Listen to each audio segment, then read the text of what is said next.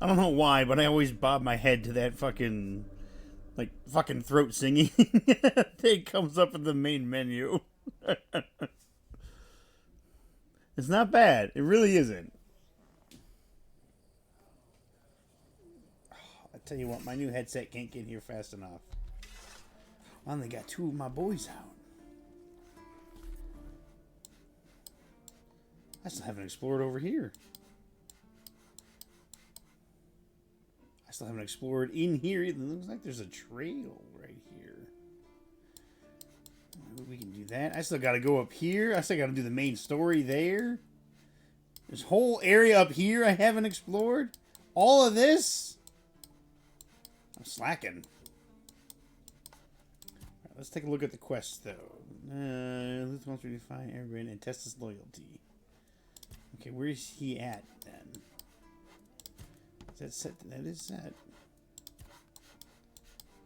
Is he in this bottom part? I don't know if he is. He's... Either he's here or he's to the north.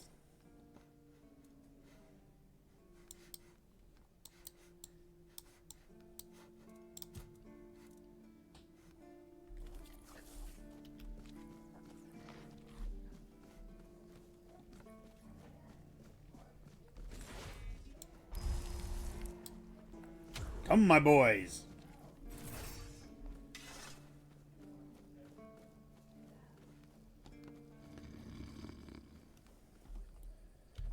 Things to slay. First, I need to see if this is actually... If he's just sitting up there, or if he's at, like... If he's at the door... Oh, my.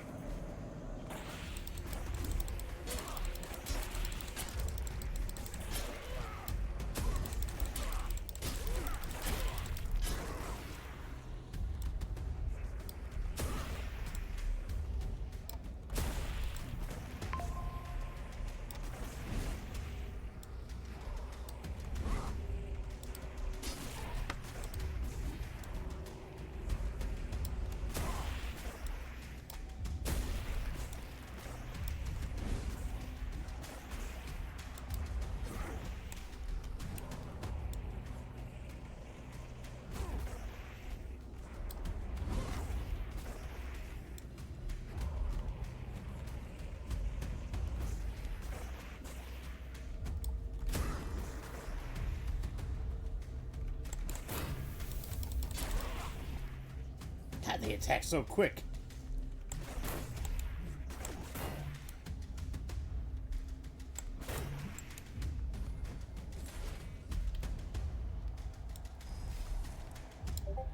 Come, my boy. My second boy. My third boy.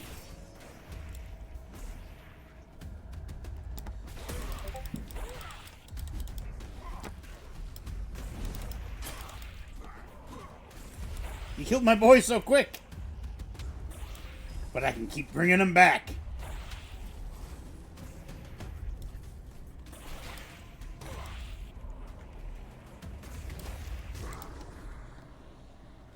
Itch.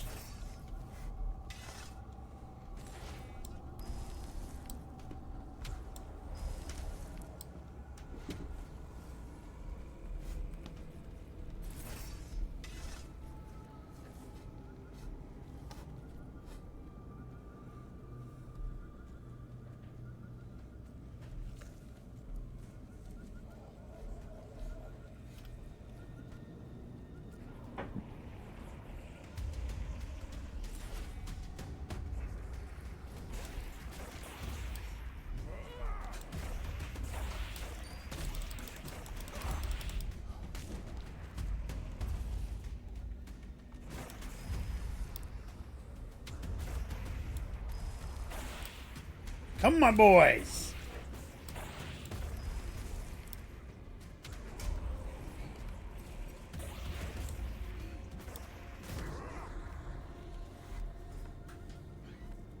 Shut the fuck up.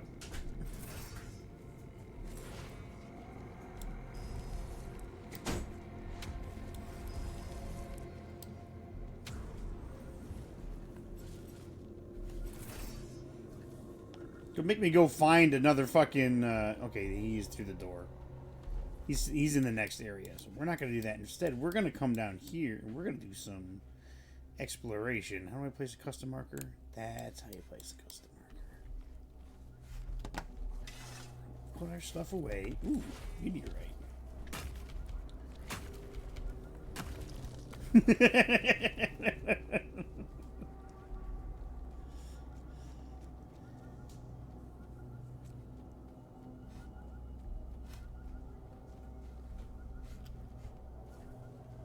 I gotta take care of my boys. They take care of me. For the most part, they take care of me.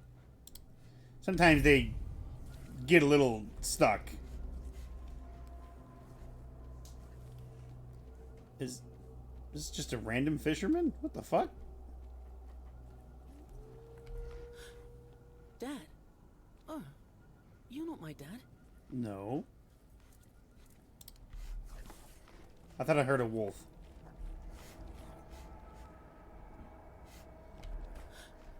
Dad? Oh, you're not my dad? Who the fuck are you? No way. I can't tell you my name. My dad says never to tell strangers, even if they seem nice. He told me there are creatures that can steal your name, and then you can't ever go home again. Ah. But I'm waiting for my dad. He promised he would go fishing with me. Not long, I think. I try not to take my eyes off the water, but I always see the same stars in the reflection. He should be here any minute now. Pretty sure this is a ghost. Dad is just Dad. He's tall, strong, and has a big beard, though he said he'd have to shave it off for the army. He said it's to keep lice away. It sounded so gross. I hope I never have to join the army. Why are you fishing in this puddle? There's nothing there. Dad told me to wait right here, so I'm waiting. If he said we can fish here, he must be right. My dad is great at fishing. He once caught a fish as big as his arm, and he made this rod just for me. No, this is stupid. It's a really nice rod. I know. It's very special. Do you want to try fishing with me until my dad gets here? You know what? Fuck it. Yeah. Great. Dad taught me to angle the rod to the side and then swing it back before casting. I'm sure you'll catch something. The Lone Angler. The weirdness twists time and bends reality and makes ghosts of those who linger too long. Yet in its depths, a boy sits at the water's edge, waiting with unwavering patience. His fishing rod rests in his hands, and the same stars forever reflect in his eyes, as if no time has ever passes. He speaks of his father, a strong man, a soldier, who promised to take him fishing. He believes in that promise with the certainty of a child who has never known betrayal. The weirdness does not let go lightly. How long has he been here? A day? A year? Longer? He does not question. He does not doubt. He only waits, casting his line into waters that have never held fish, for a man who may never return. And look at that. I guess you just got a bonus of 450 points, buddy. Seal the fishing rod and run away. God damn. No, Seth. No! Everybody talks about me being a monster.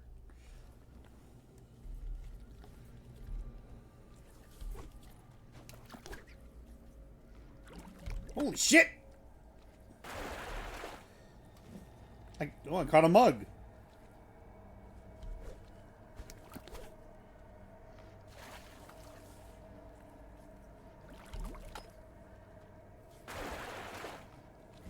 I caught an old tray. Oh my god, he's gone! What the fuck?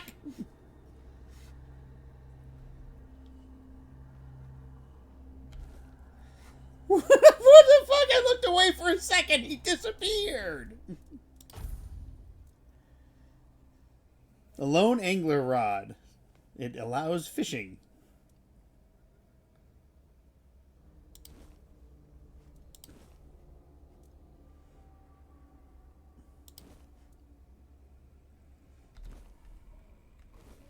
Well, I got his fishing rod.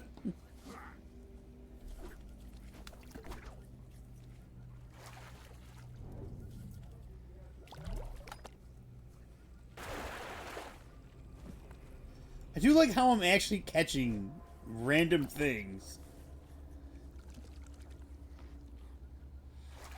You're turning over a new leaf. You still want me to do horrible things.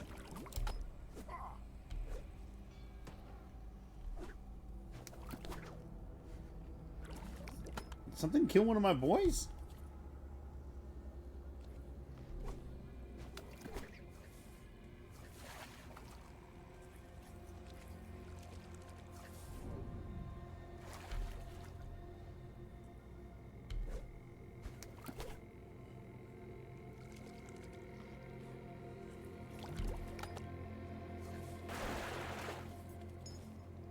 Ooh, a silver chalice. That'll be worth some money. Only a misdemeanor. How is there so much shit in this puddle?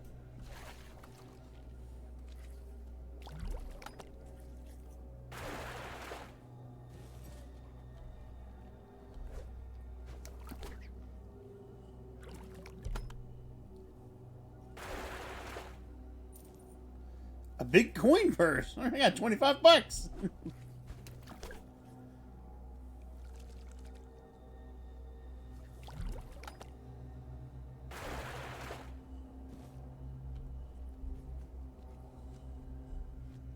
It's literally just a puddle. That's fucking freaky.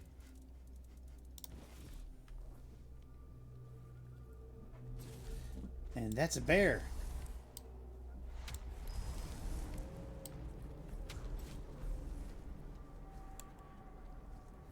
Where you at, bear? Where you at, bitch? I got some fucking copperhead arrows for that ass.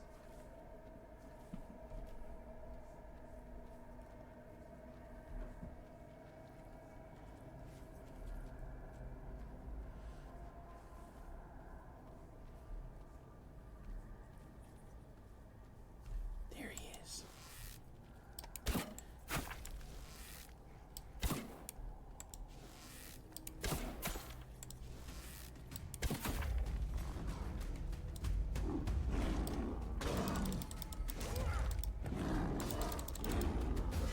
Ooh, get fucking wrecked.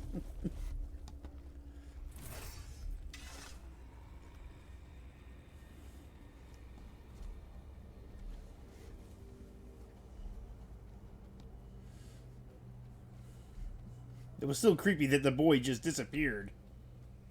Ooh.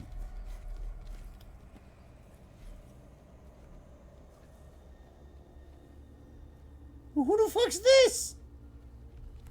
Brock. Did you make sure that no one from the Queen's entourage was following your trail? Beware her spokespeople. And if you're acting on her behalf, be gone and perish! Who are you?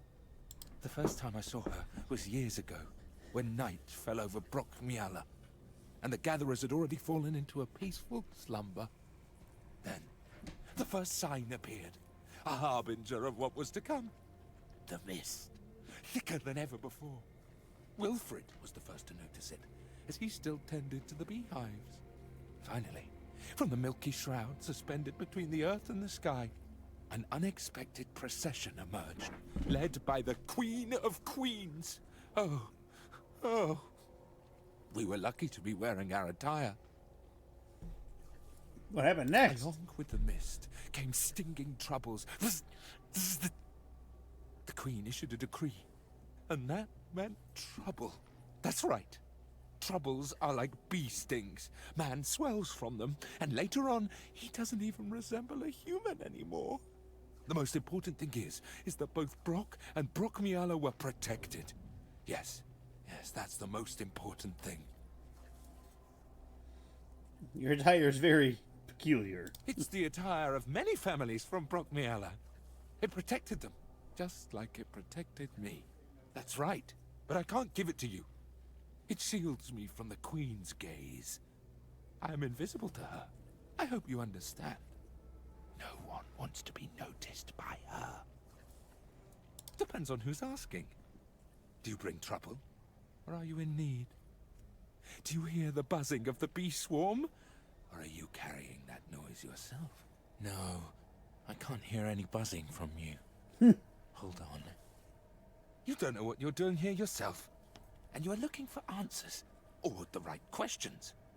Ah, well, same difference. My name is Brock.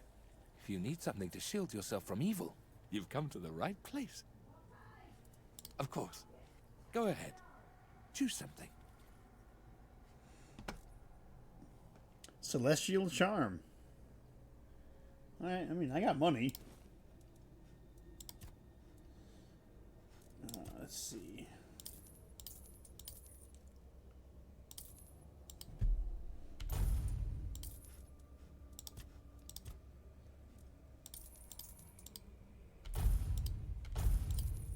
Well, I've made my money back.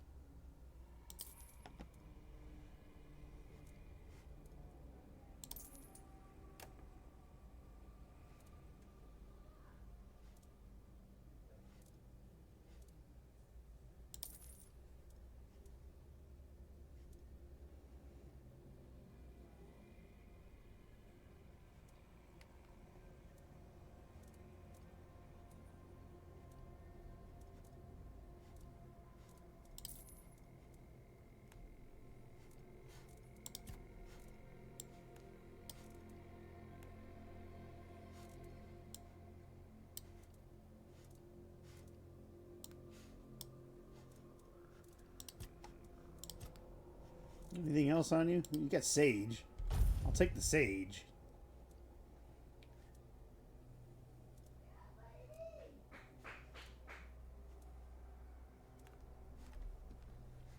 I hope your protective beads won't get much use. Travel safely. It's another character. A man named Brock. Brock is a wandering merchant, a man whose mind bears the scars of things best left unspoken.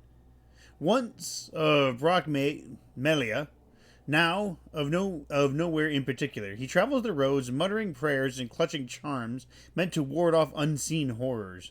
He speaks in riddles, his words fractured by fear, his gaze constantly flickering toward the mist. He warns of a queen, a decree that brought only suffering, a buzzing swarm that never truly fades. Whether madness or memory, he does not say. But for those willing to listen and to buy, Brock offers protection, beads and charms, whispered over until they hum with something old and nameless. I think it's funny that I've met two random fucking NPCs. Granted, this one, he seems more real, since it did say he was a traveling merchant.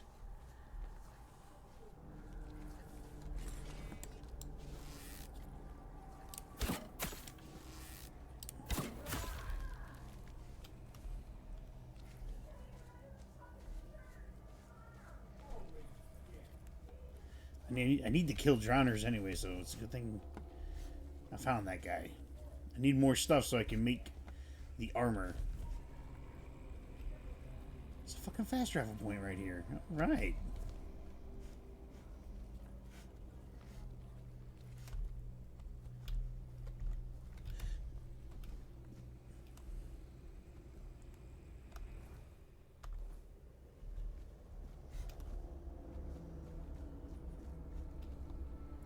What is all this? Tomb of the Good Druid.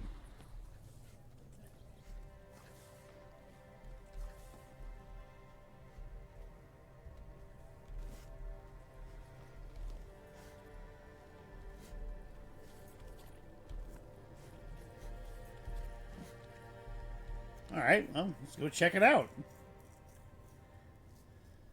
What's desecrating a tomb or not? Or two, you know?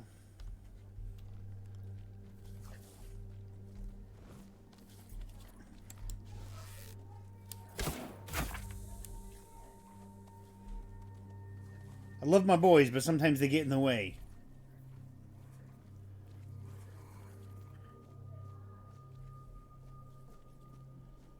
What is that? That's something new. Well, there goes my boys.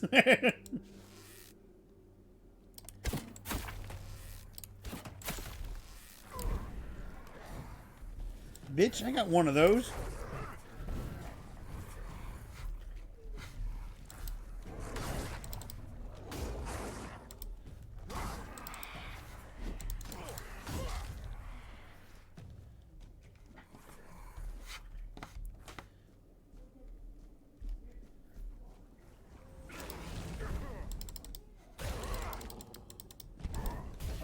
Sit the fuck down, Dryad. Dryad. The forest of Avalon remember, every broken branch, every felled tree, wounds upon the land that don't always heal, and sometimes the land does not forgive.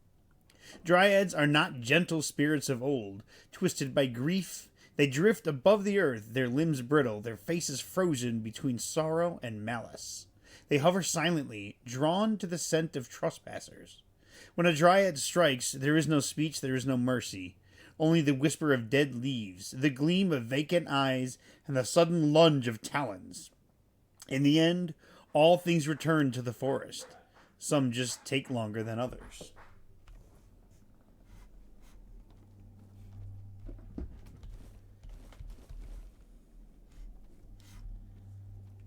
All my boys are dead.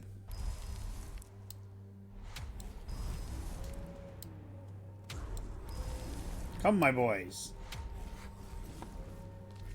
Let's see. We go left, we go right. Let's see what's to the left first. Oh my god, words.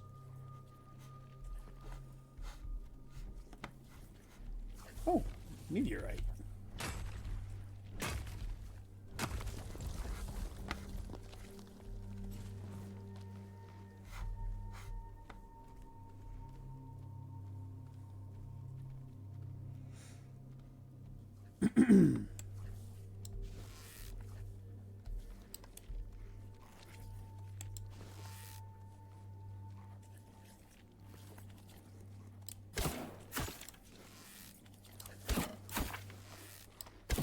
Yeah, she's on fire! And she's dead.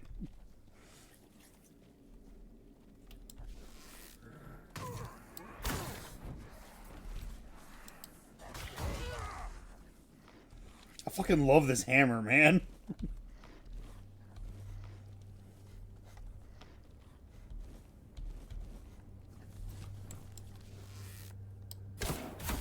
Yeah, get fucked. Druid Trend, Mistletoe, Druid's Wish Gem.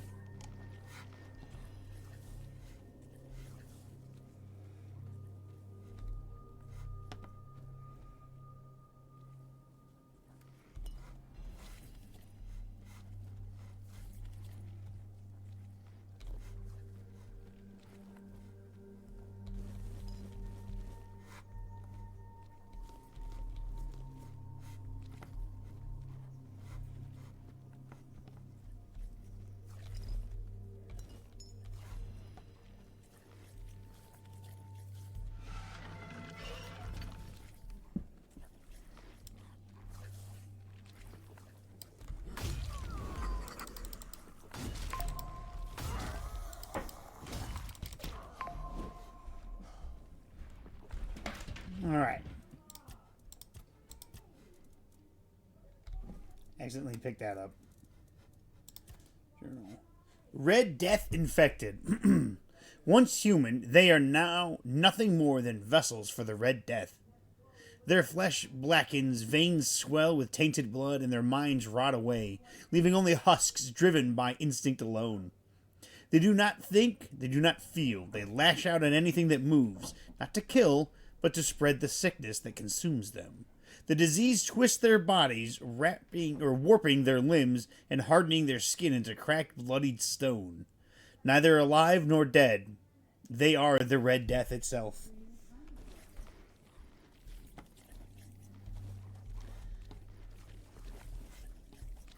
Just gonna go ahead and pick up that infected skin.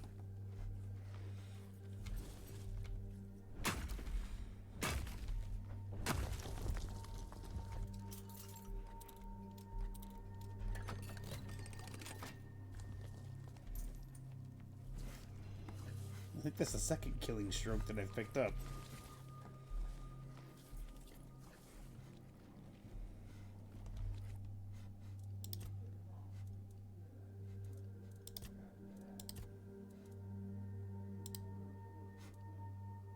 Need sheep's head.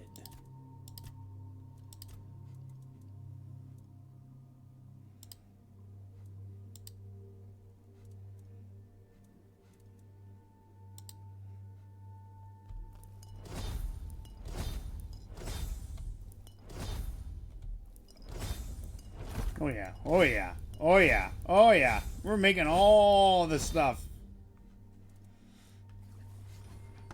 Fuck yeah.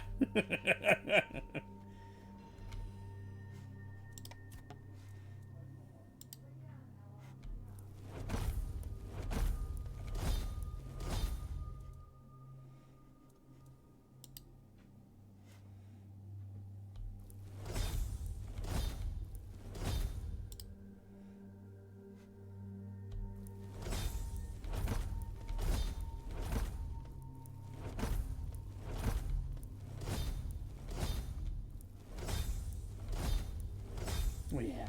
Oh yeah. Make all the food.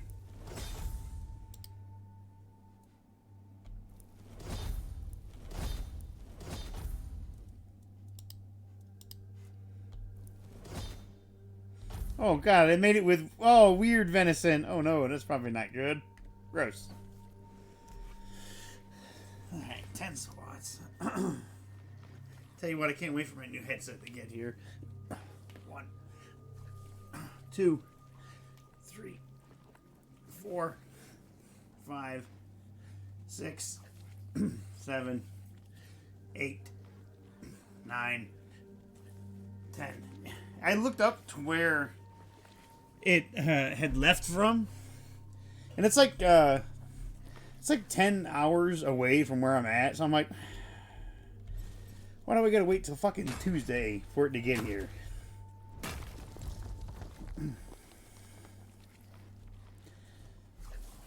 Damn it, Jen. I just sat back down.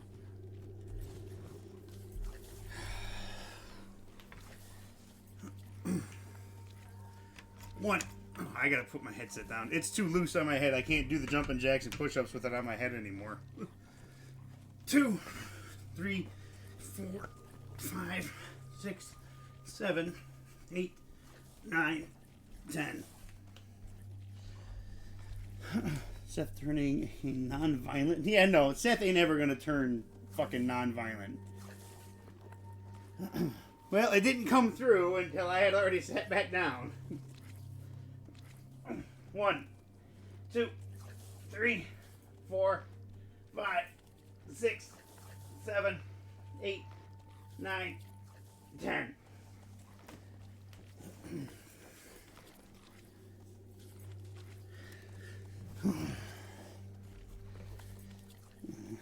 How you doing, Jen? Oh, wrong button.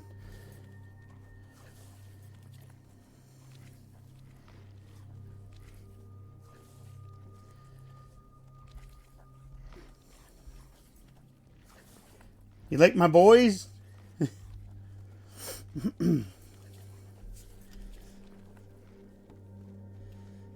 They're my little protectors.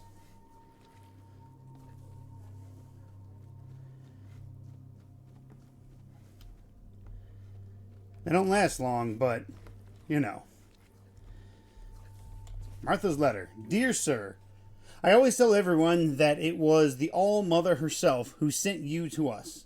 I had almost lost hope for my poor wee ones to make it through the night, so feverish were they, burning hot like a furnace. Then a thought struck me, and I said to my husband, "Take the wee ones and run to the old beech tree," because I suddenly remembered that Ordina's youngest also had a terrible fever, and you helped them. I thank the All-Mother for blessing my Vern with good health and strong legs, because he made it to you just in time. When he returned home with the wee ones, they were much calmer, and fell asleep soon after. The fever broke by morning, and I almost wept with joy. I have no gold or valuables, but please know that my heart is full of gratitude. Yours forever grateful, Martha. Otis's letter. Mr. Druid, Mom said I almost gone from this world. Mr. Druid saved me, thank you, because now I can still play knights, and without you I couldn't. I am very grateful, and I will never forget you, Mr. Druid. Otis. Letter from R. I'm not even gonna... I guess I can attempt to pronounce that name. It says, Dears... Shegha. It's not easy for me to write this letter, but it's the least that I owe you. I know you did everything possible to save our son. You did everything in your power, and that's so much more than the Red Priests ever would. I know you well enough to understand that you might blame yourself and try to shoulder the responsibility for something that was simply fate. Please don't. Continue to live your life as I will mine. R. Lauren's letter. Let's be clear. I've never liked druids, and I don't plan to start now. However, you healed my boy, and for that I am deeply grateful. You'll always have a place at our table and shelter in our home. So please accept these few coins and a bottle of my finest blackberry moonshine. Just drink carefully so you don't croak, because there's no one here who could save you. Lorne, Malcolm's father. The Miller's letter. Dear Sir Druid, I'm writing to thank you for healing our little Abby. We thought nothing could help, but you came with herbs, and now Abby is skipping and running around again. I don't know how to thank you enough. I don't have much, just some flour, milk, and a few eggs. I hope you'll accept them. I'm really glad you have these powers. May they always serve you well. Carl from the mill. Seth can't be non-violent, even if he does try. It's in his nature. Good Druid's Journal 1. 16th of Ash Moon 615. It's confirmed the first cases of Red Death have appeared in our village. Those affected developed red spots in their skin and a fever. I've gathered herbs like mandrake, parsley, and sage to create potions and salves that should bring some relief. 17th. I'd administer the healing potions to the Hills boy, Emmett. Initially, his fever seemed to subside and his eyes brightened. However, by morning, tremors had set in and his fever returned. I need to try something else. The 24th. Today I realized something crucial I should have noticed earlier. The illness affects only humans. Animals appear to be immune. I wonder if this applies to other creatures. The 2nd of Aldermoon 615. The boy's condition has deteriorated. Red spots now cover his entire body and he suffers from violent tremors, as if something inside him is trying to break free. This is the first time I've seen this stage of illness. But I know I don't have much time. The 4th. I've taken Emmett with me. His parents wouldn't understand what I'm trying to do. To combat this damn disease, I must turn to the rituals, to blood magic, to the magic of death and rebirth. 9th of the Alder Moon 615. I'm sorry, Emmett. I owe you and your parents a profound apology. I failed you all. My heart broke when I had to put a dagger through your chest. But please believe me when I say you are no longer yourself. I vow that your death will not be in vain. I will find a cure for the Red Death if it's the last thing I do, so no other child will suffer as you did. 17th of Hazel Moon 615. Why does nothing work? 7 patients and not one has improved. 5 have worsened. I had hoped using animal blood might be the answer, but it just doesn't work at all. It's like bashing my head against a wall. The 18th.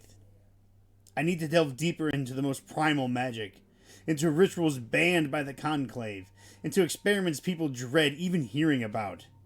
If I am not prepared to push every boundary, I will never conquer the Red Death. I'm not projecting. I just know Seth. Been around him long enough to know that this motherfucker is just prone to violence. Battle mages. Ooh. Battle mage set.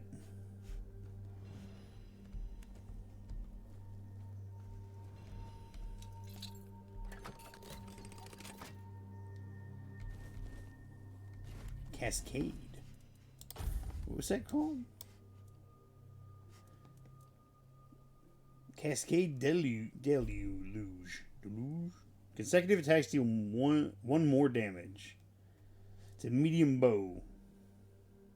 That I can't use because I don't have 7 dexterity. I almost have 8 endurance though.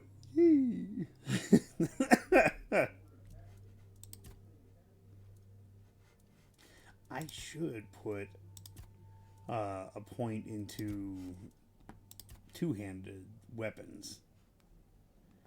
I do use them a lot. Like a lot more than I thought I would.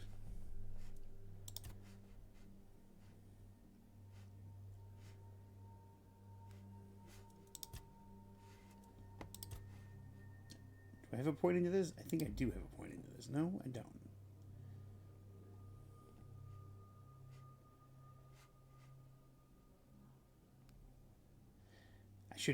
Honestly, I should put a point here and to here because I keep using my boys. They're good boys.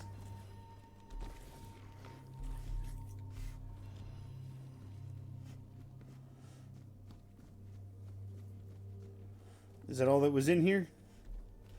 I believe so.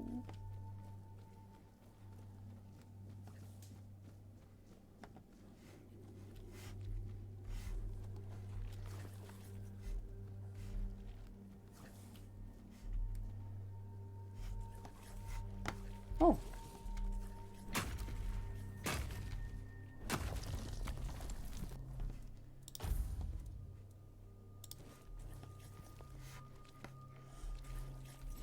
Anybody want some fish soup?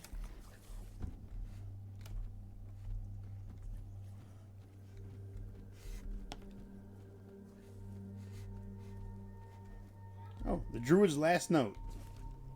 This is my final experiment. If it works, no other child will suffer Emmett's fate. If it fails, then only gods know what horrors may be unleashed. Everything is ready. Now, all I can do is pray. Pray with me, children. Well, it failed, because he's dead.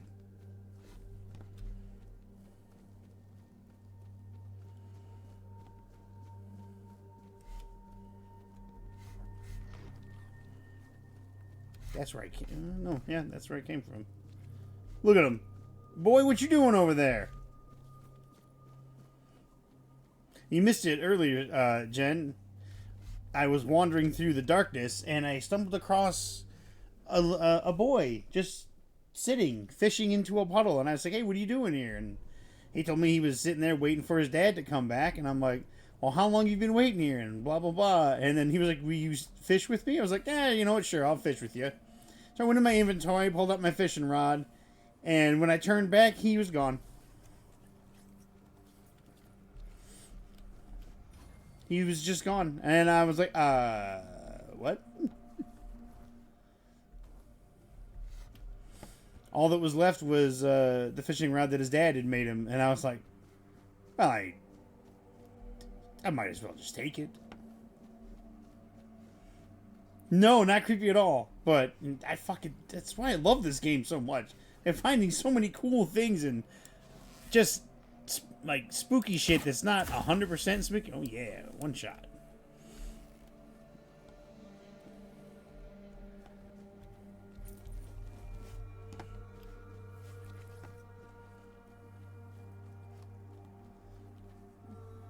Creepy is as creepy does.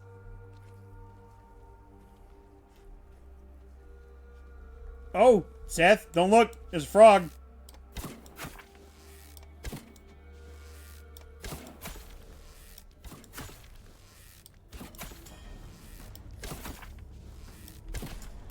But he's on fire! Frog's dead.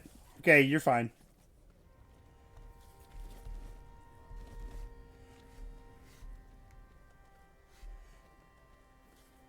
He did. He's yelling on Discord. Ah! I didn't steal the fishing rod. He left it.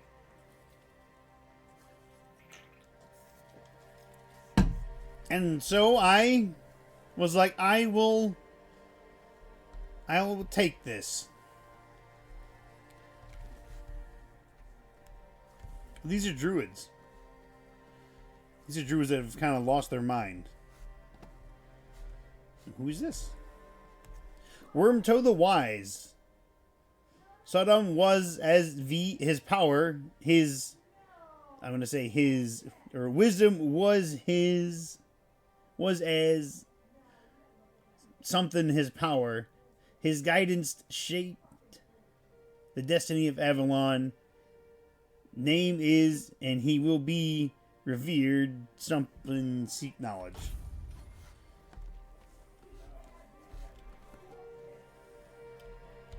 Egg.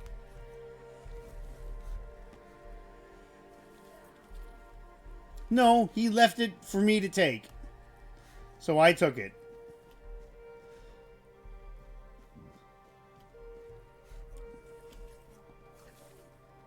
And I fished with the ghost boy. I think that's honestly what he really just wanted. Just somebody to fish with. Even if it wasn't his dad.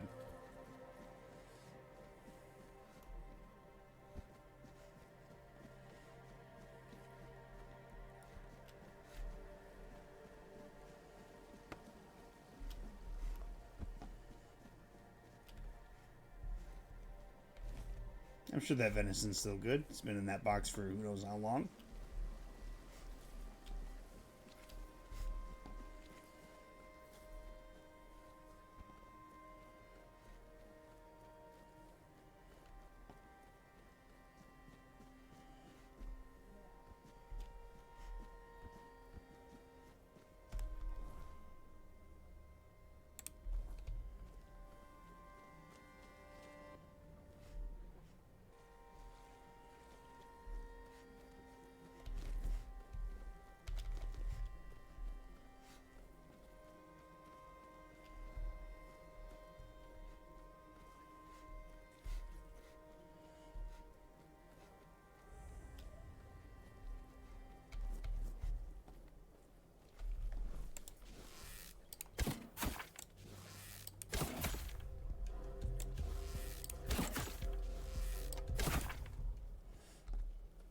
Bad wolves. Bad dogs.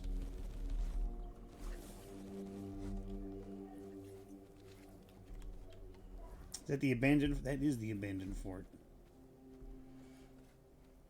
This is all lies, and he would never like.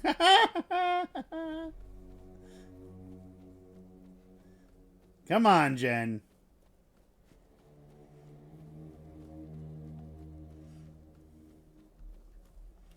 Let's see. Are these bad berries? Are these zombies? Are these? Is this people? Are you regular people? The deserted settlement. They look like regular people. Hello. Okay, you don't want to talk? You don't want to talk? Hello. You look like a worldly, well-travelled person. I'm not wrong, am I?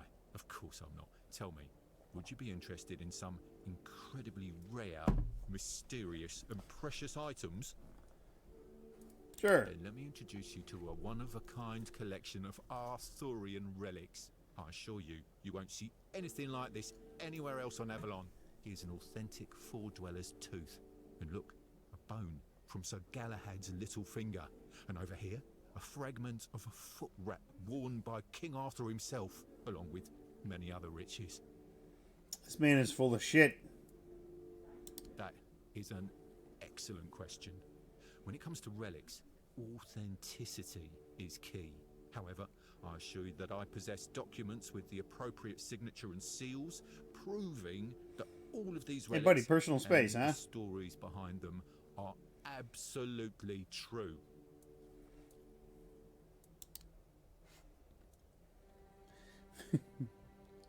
Guinevere's left glove.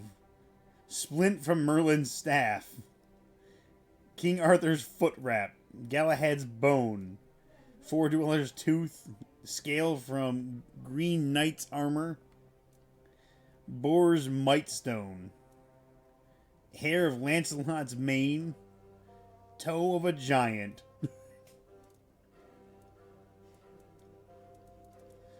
I'm kind of curious to see what happens if I buy all this. Because, I mean, I got the money, so why not?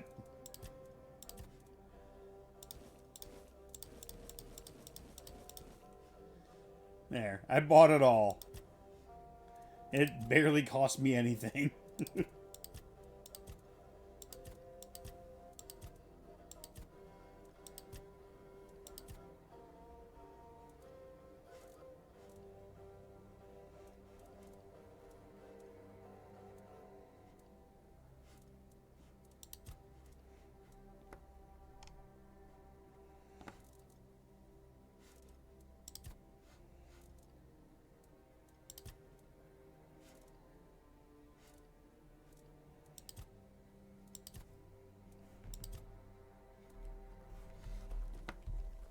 Hello again. It's always good to see a familiar face. Please, take a look at my exceptional collection and let me know if something catches your eye. Did you write this letter? How? Oh, I see. You found my employees. Two gentlemen with rather unpleasant appearances. Crude in behaviour, right? May I ask what happened to them? Or better yet, don't tell. If they're gone, I won't miss them. They were Buddy, measly personal lowlifes, space. not cultured people like us. You're running some sort of shady business here. You don't care if your employees live or not? Seems like you need a new associate. I care how their absence temporarily affects my business, but I'm glad I got rid of them. God, working with those idiots was a real nuisance. It's hard to find honest and at least somewhat competent employees these days. Speaking of honest and competent, are you looking for some extra coin? You want me to be a grave... If you want me to be a grave... Your grave robber, it won't happen when even You mine. know, just run a few errands, kill some monsters, retrieve some relics. Things that must be familiar to a seasoned adventurer like you. You want me to be your henchman, it won't happen. For a start, you could get me a couple of drowner tongues. You can find drowners near the water, obviously. You seem capable. I'm sure you'll take care of them with ease. I believe that our partnership will be more fruitful than the one I had with my previous employees. I'm kind of like, part of me wants to just fucking kill him because he is a shyster. The other part of me is like, I want to see where this goes, because every quest line has not gone exactly how I thought it would, and I am curious.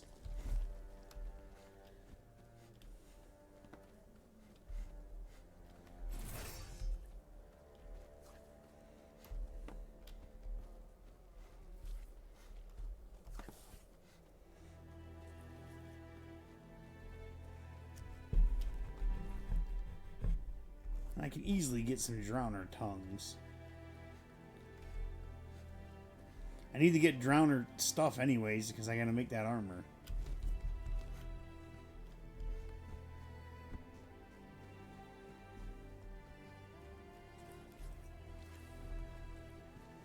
Let's see if this place has been repopulated with drowners. I haven't been gone that long, but perhaps I haven't gone long enough. Geronimo!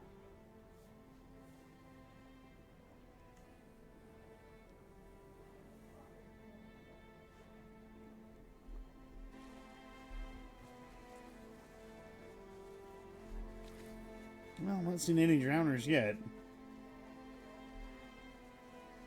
This is the drowned village. Oh, there we go. There's one.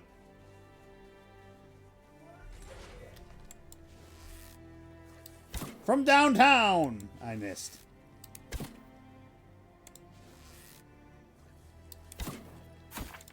I got him! He's on fire!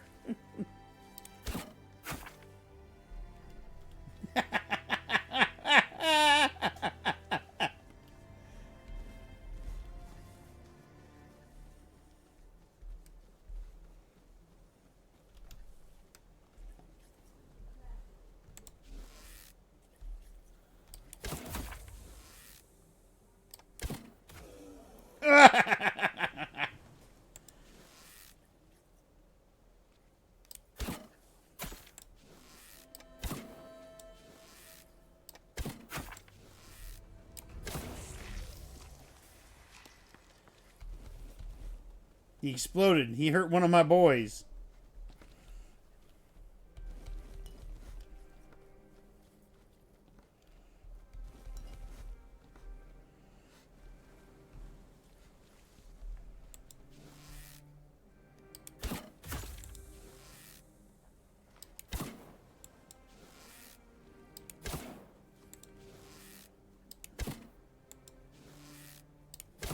God damn it.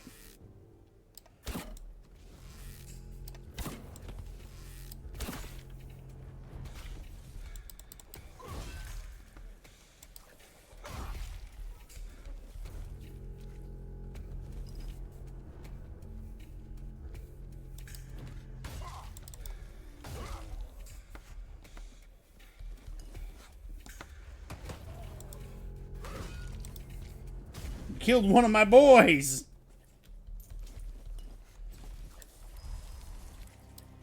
Come back to me, my boy.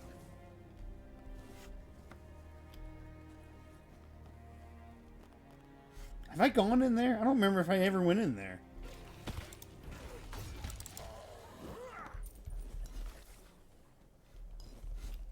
Alright, these are just regular zombies. I need drowners, damn it.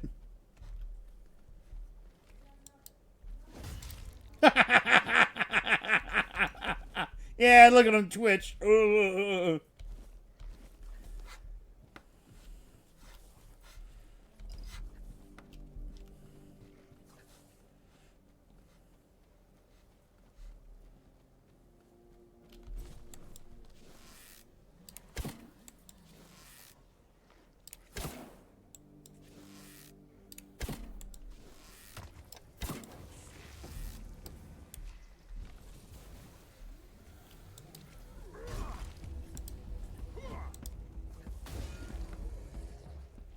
Oh, god damn it. Now there's a naked drowner on the ground.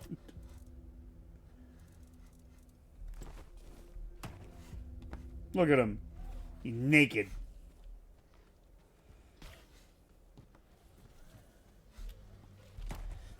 Somebody's hurting my boys in here.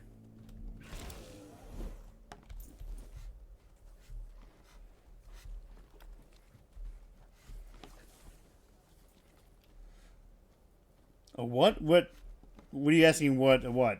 A what?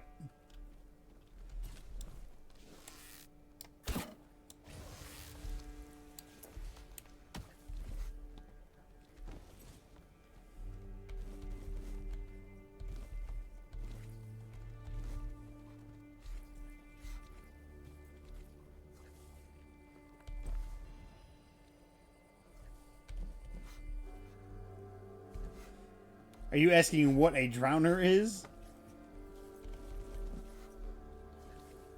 What's crawling on the ground? Was there something crawling on the ground?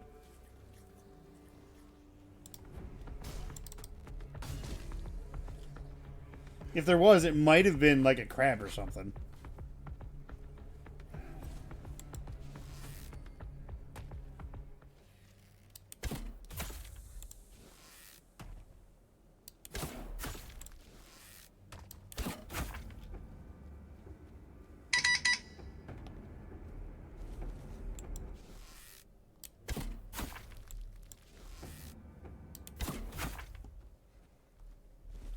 Like how the music started to pick up and then just instantly went away.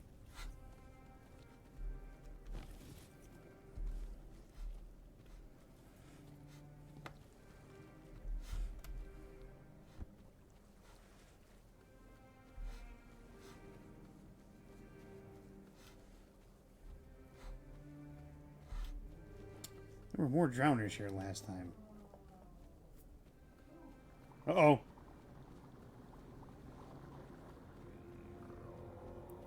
Night has fallen and the weirdness has settled.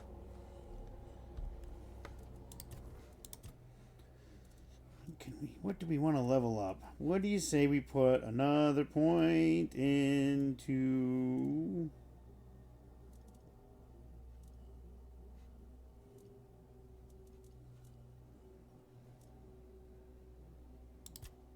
The point into strength.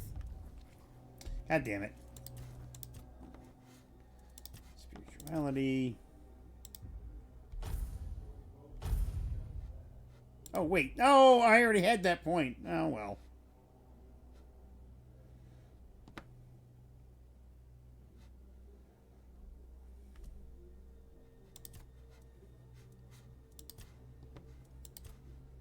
Can I take that back? I can't take that back. I don't know, like... Do you want to know what a drowner is Jen?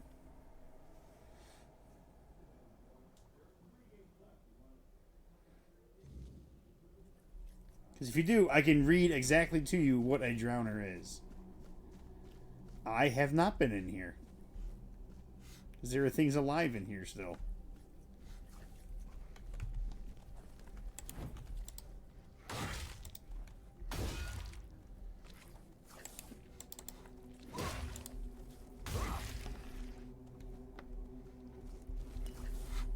Okay, so I can read to you what a drowner is. A drowner. Drowners are the twisted corpses of those who ended up in the water after death, one way or another. Sailors lost at sea, prisoners cast into lakes. The weirdness warps their bodies, causing them to roam the shores for eternity. Though they are drawn to water, it rejects them. They stagger toward it out of instinct, only to recoil in agony at the first touch.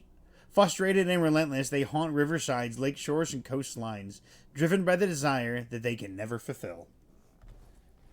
Basically, it's just like a water zombie.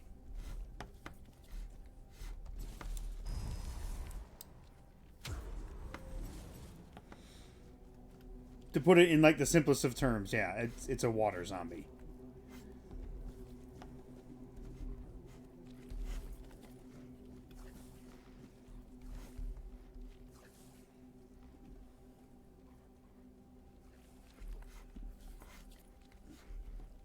Bold Seawall First Foot and His Merits, Volume 1. The Era of Avalon. Author by Ewin the Wise. The first step into a new land is always monumentous, especially when it bears the mark of a bold man. Guided by the All-Mother's divine will, King Arthur appointed Seawall First Foot to prepare Avalon for his royal majesty's arrival. Not every land is worthy of Uther Pendragon's son. Planting the king's banner inland, Seawall declared Avalon a new beginning. "We take this land under the king's jurisdiction," Seawall vowed, "and all who dwell here shall forever remain under his grace and protection." Camelot and the Horns of the South became symbols of the divine rule. Seawall and his keepers ensured their fires never wavered, heralding the dawn of the era of Avalon. Okay, water zombie. Adding that to the list. Water zombie, robot zombie, regular zombie. This is Volume 2. Seawall First Foot's legacy isn't just etched into stone or heroic deeds. It's also in the humanity revealed in the field journal he wrote during his greatest trials. The vulnerability and doubt in those entries offer lessons even today. In the Four Dweller Wars, Seawall battled fiercely across the South, reclaiming land from the grasp of the weirdness. His writings capture the weight of those struggles. "We can only hope this war nears its end. No tidings have reached us. Was the messenger lost to the road or consumed by the weirdness? Tomorrow we approach the enemy defenses. The rain has stopped after weeks. Some see it as a sign from the All-Mother. I told my men our blades are guided by faith and pride, though I wonder, do we still have any left?" And I need Volume 3. Where's Volume 3? Because it goes right to 4. Butter.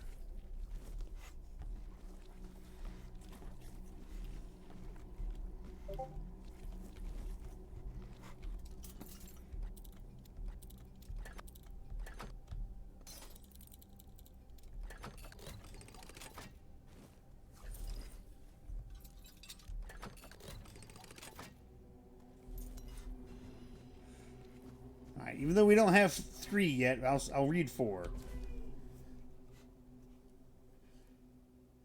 He fell at dawn on the 5th day of the ash moon, waves crashing against the cliffs. The horns of the south stood defended, but at the cost of Seawall Firstfoot's life.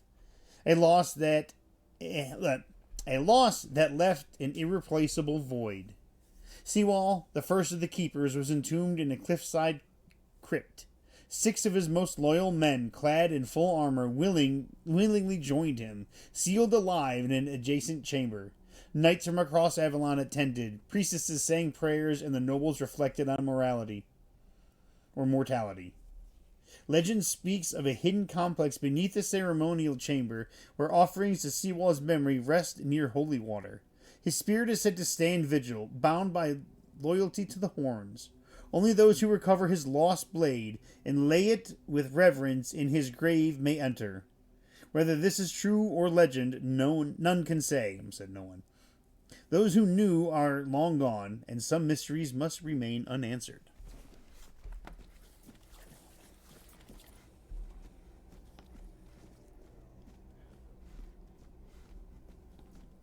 Ooh. Summon a keeper.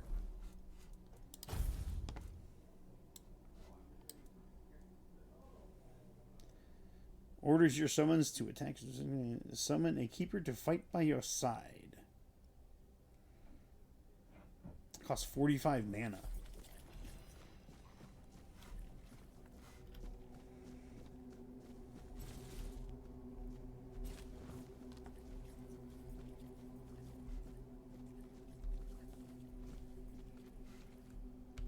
This reminds me of King Leoric's tomb.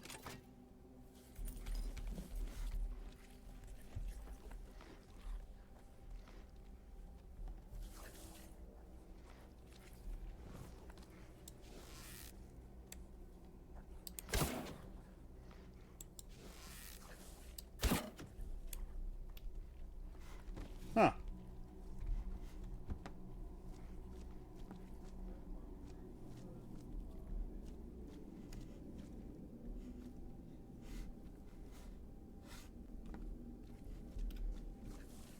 All right then.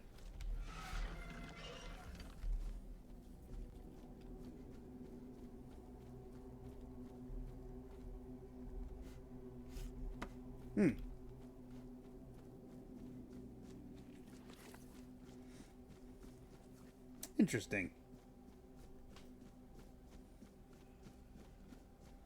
I'd still like to know where his 3rd journal is.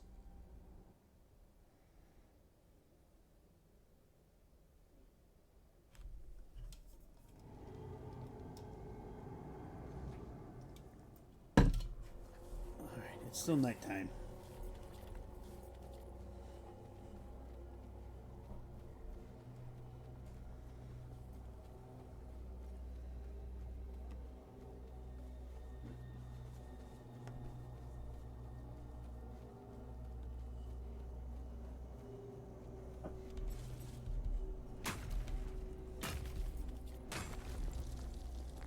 I was gonna say, you know where we can go? We can go to, the graveyard.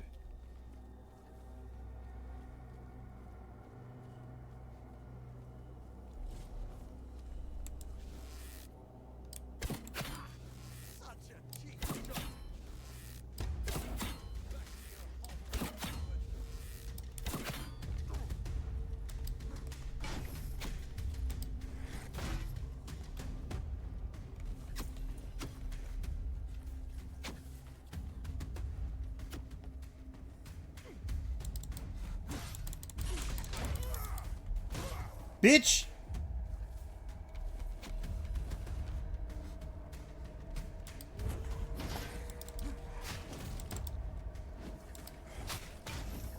Ooh!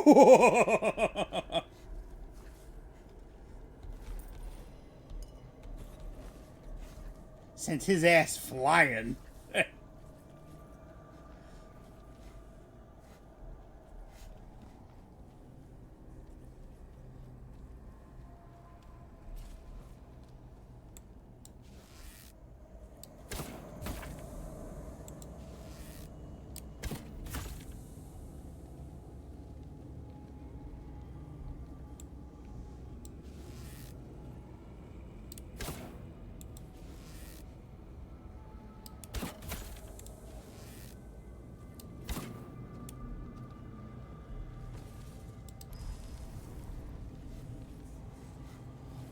Go, my boys!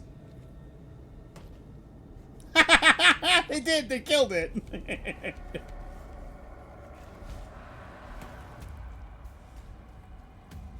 Oh, they got one of my boys.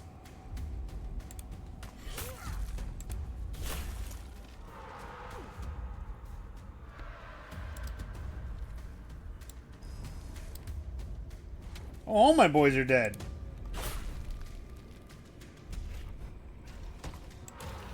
Don't throw things.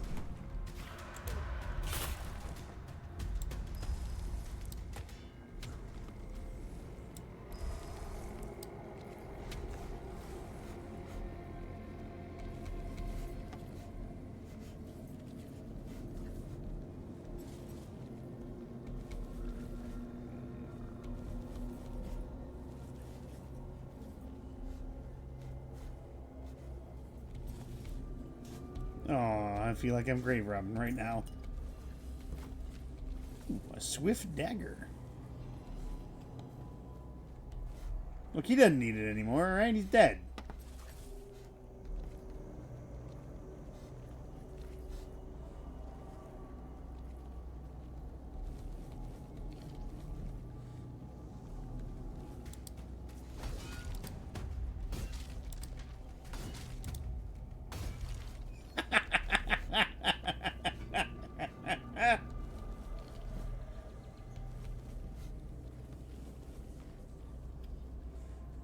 Whoa!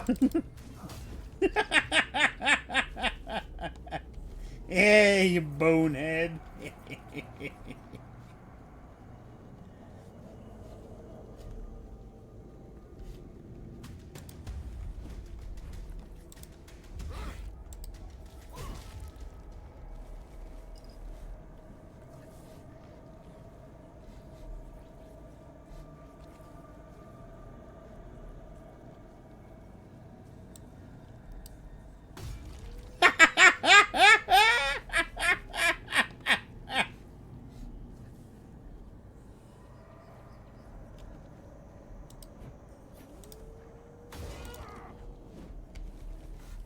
Fucking hunting a wolf with a giant warhammer.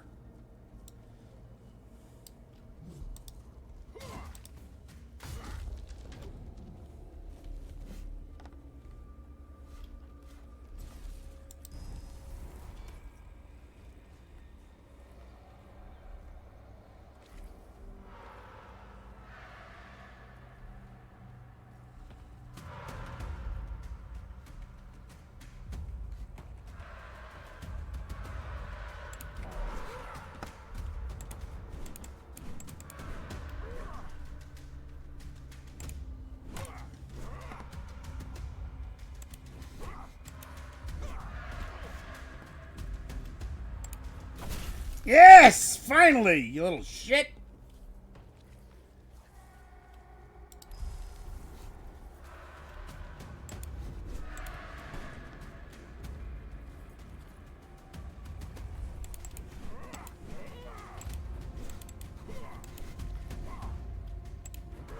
It's so hard to hit these little spirit things. There we go.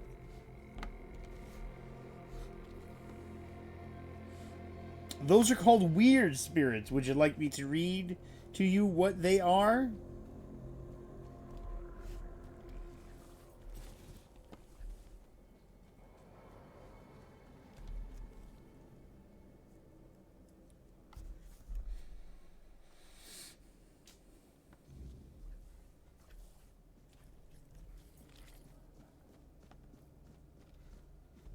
Oh, you're back.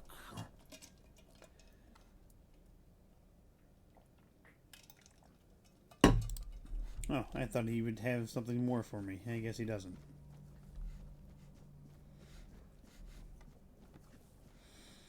No floating ghost heads work for me. Alright then. Let's see if the necromancer is still just a mindless zombie, or if he somehow has become more like the zombie that we just talked to.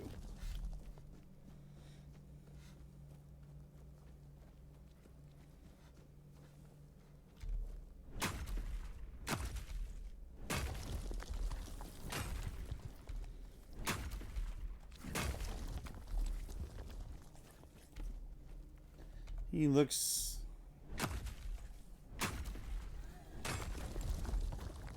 He still looks very zombie-ish.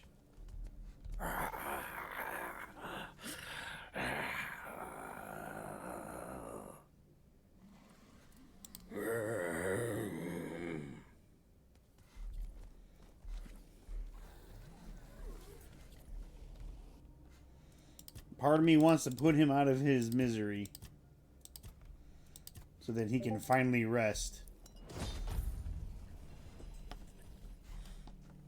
But I promised the dude at the front that I would leave him in his care.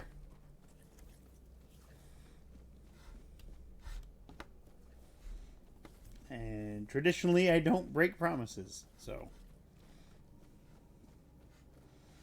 The necromancer can't really hurt anyone, although I do wish I could get into there. The necromancer probably has the key on him.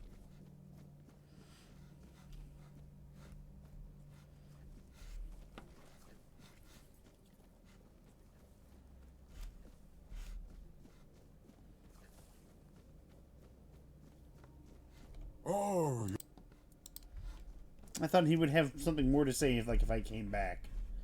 Maybe not enough time has passed? I don't know.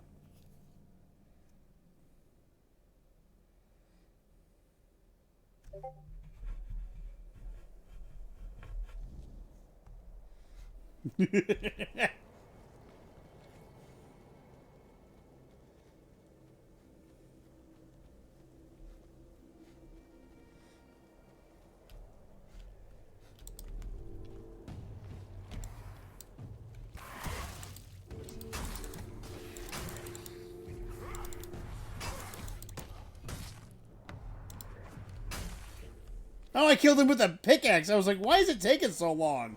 Because I had the pickaxe out still.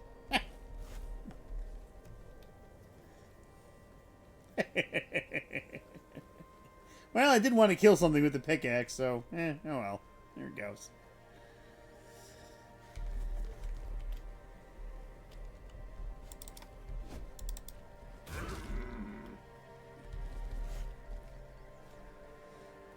And Jen, don't look at that.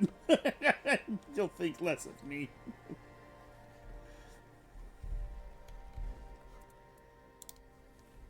no.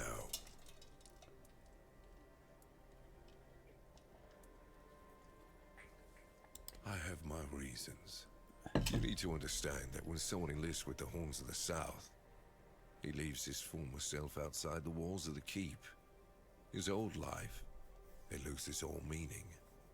If someone comes here and gets political, well, they'll end up disappointed.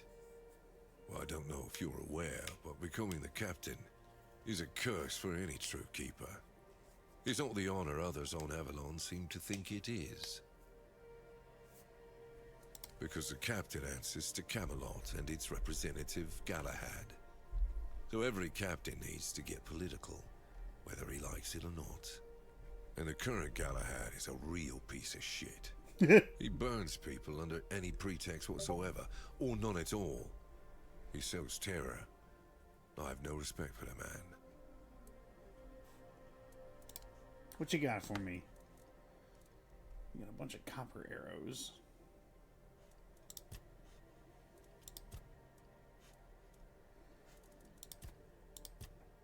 Did I pick up anything by accident? I didn't. All right, let me see. I got those are wolf claws. I'm looking for drowner tongue.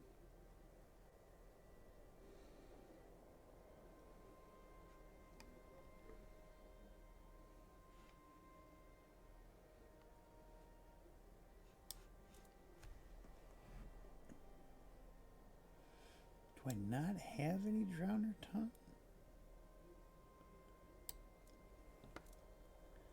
I got drowner's hearts. I guess the tongues are a little bit harder to come by.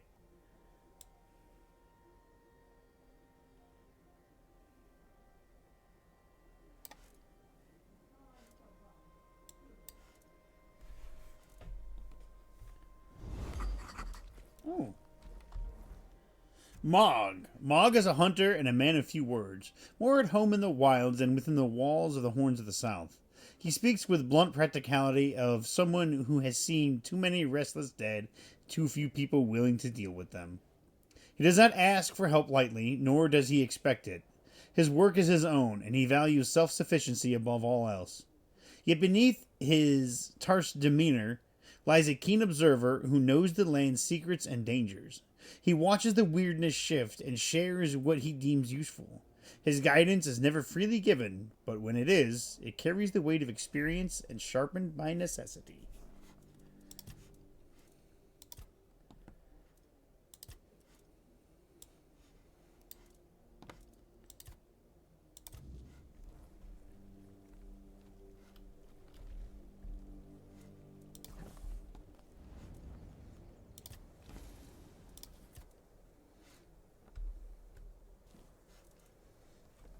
Okay. Take.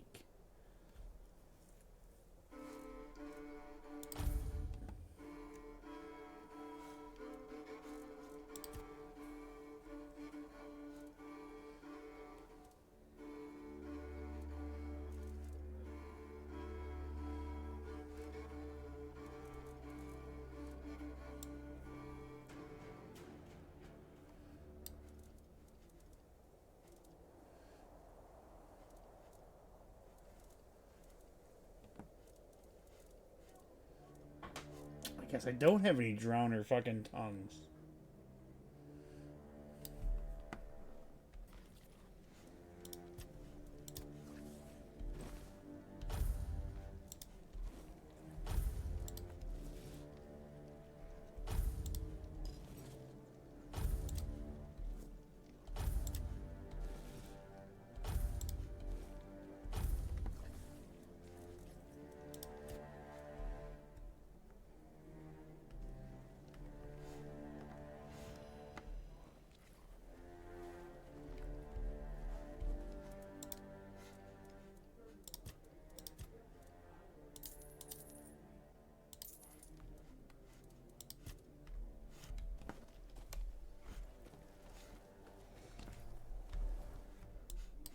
Alright.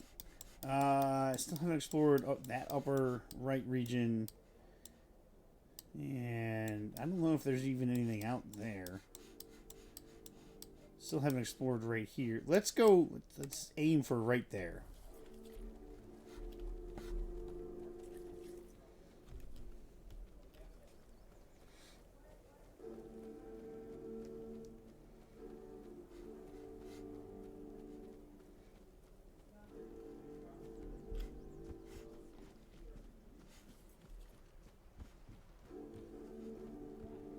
I was hoping to find more drowners on the beach.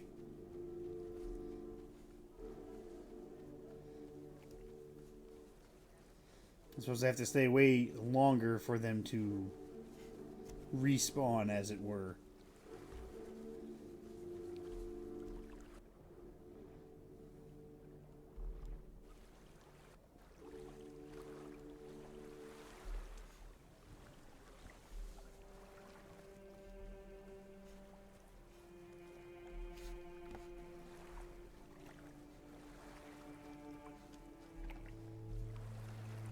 You know what? That's pretty good.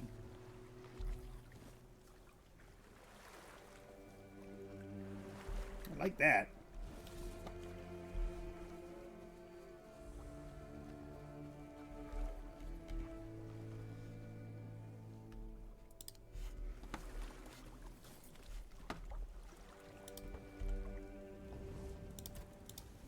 I need an animal component.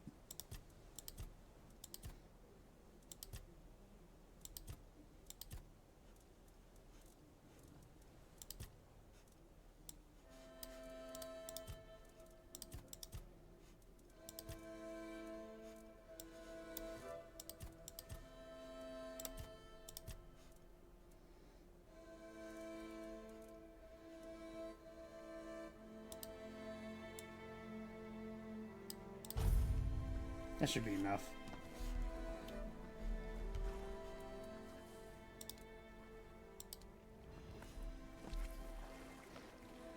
Basically, that's just free XP, so...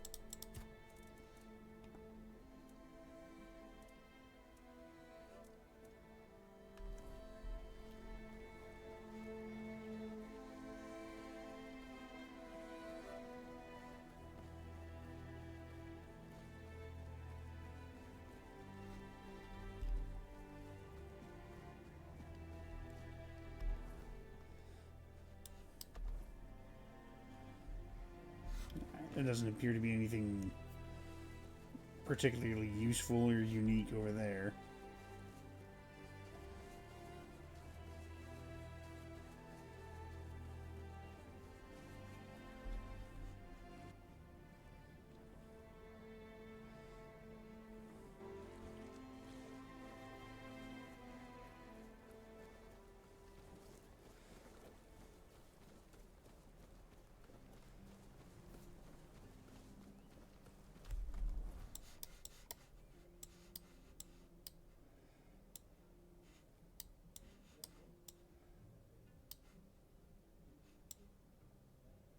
I think this is all just cliffs, so I don't think that's... I can't even get over there.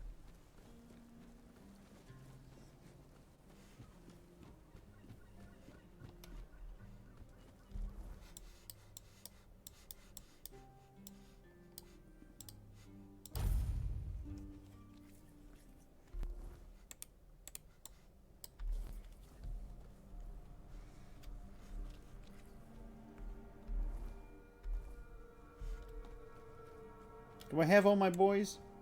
I don't. I only have one of my boys.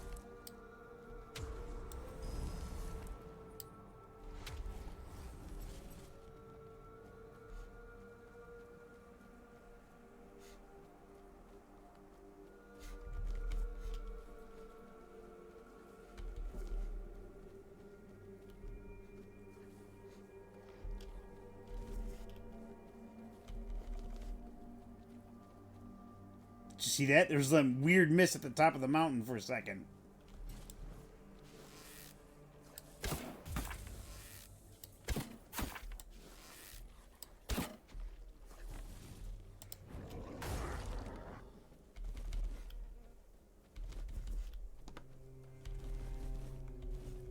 It's a bear!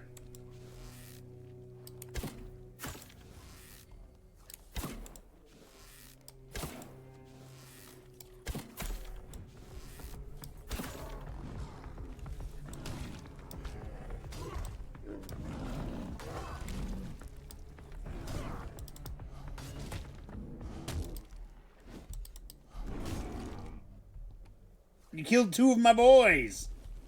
Bad bear.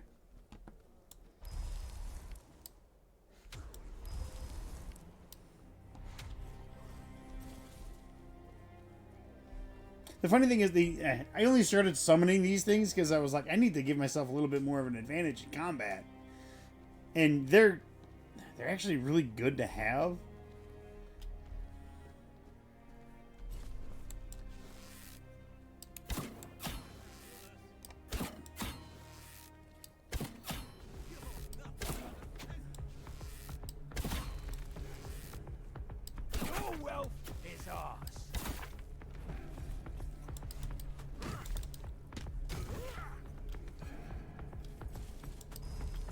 Get him, my boys!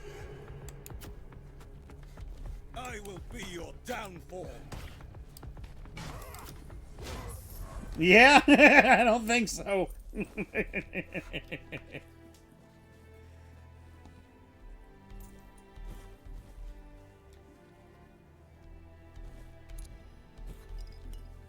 Ooh, pocket sand.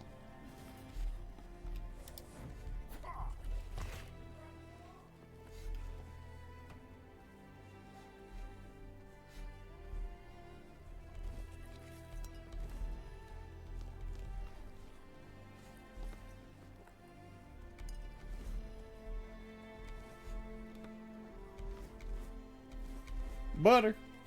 Butter.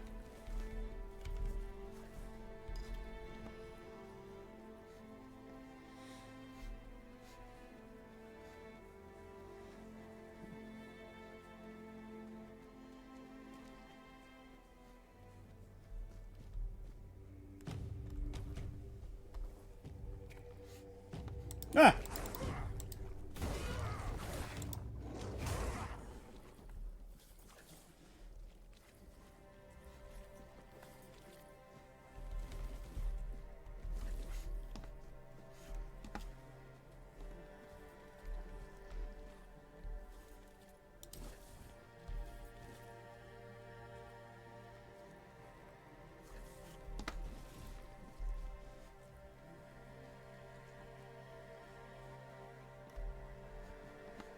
I don't know if like doing the sketches will actually get you something, but I mean, it just looks cool.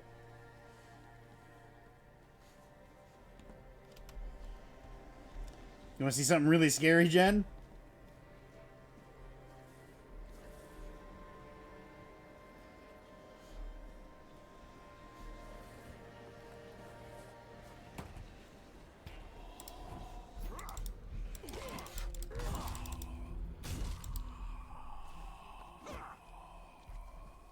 Look at this nasty looking fucking thing.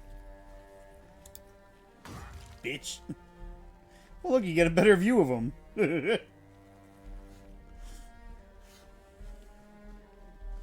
The first time I came across one of those things scared the shit out of me. Because like I just saw like mist and I was like, oh my god, what is that? Like I walk in there and all you just hear is and then something came out of the mist and I couldn't see it and it attacked me. Oh god. Scary.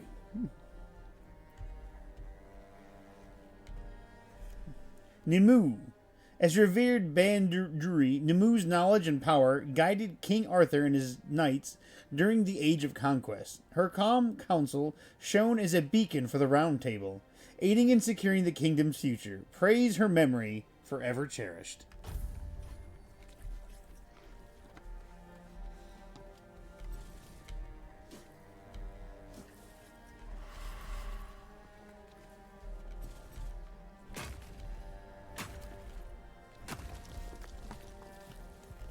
What is that? This I can summon wolves. I can summon good boys. Removes the targeted summon, restoring up to 75% mana cost used for its initial summoning based on their current health. Removes target summoning, restores your health based on the current health and mana of the. Oh, okay. I thought that's what that was.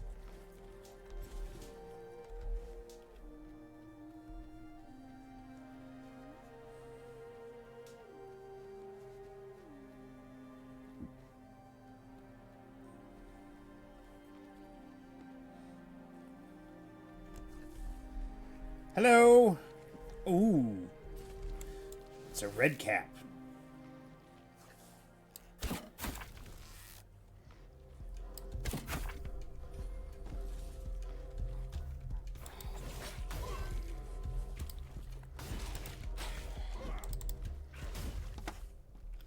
I sent his ass flying.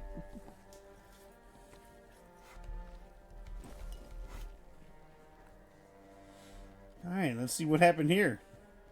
Because I guarantee you the red caps didn't make this.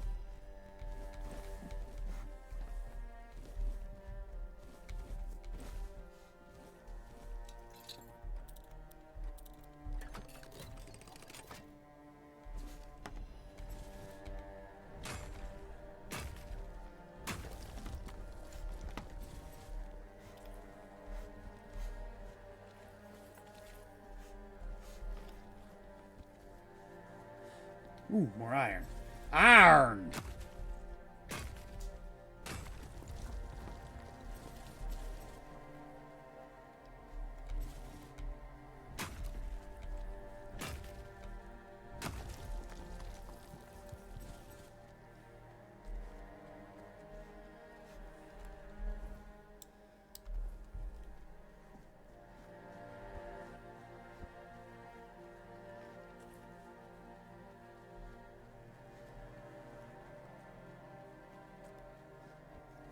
I have a horse that I can ride, but I find just running on foot is just it's just better, and I enjoy it more. Is that weird?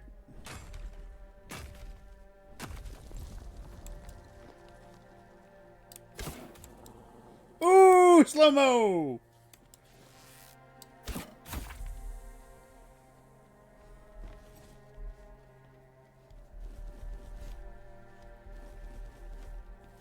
Oh. Agravian of the Hard Hand. Stalwart knight, always at the forefront of battle. Known for his iron will and unbreakable resolve. His legacy as defender of the realm is eternal.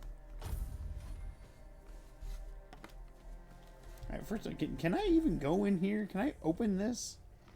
Something of mine remains here. Let's search a while longer.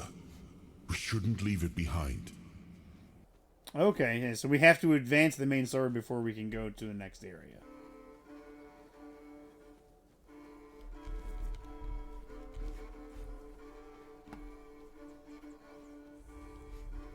Alright. Hello! Where do you think you're going? I have a message for your leader. To the temple.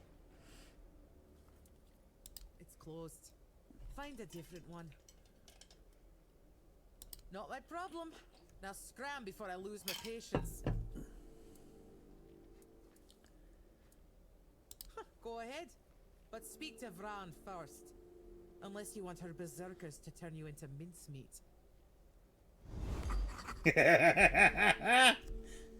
Mabian. Mabian speaks like a blade cuts, sharp, direct, without hesitation. She has little patience for indecision, nor does she waste words on pleasantries. She believes that strength is more than just a virtue. It is the only truth that matters. Those who prove themselves through action earn her respect, and those who don't are beneath notice. Whether she fights out of loyalty, duty, or something else entirely is known only to her. One thing is clear.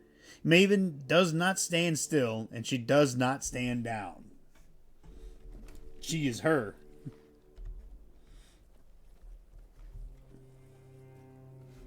Nothing ever happens.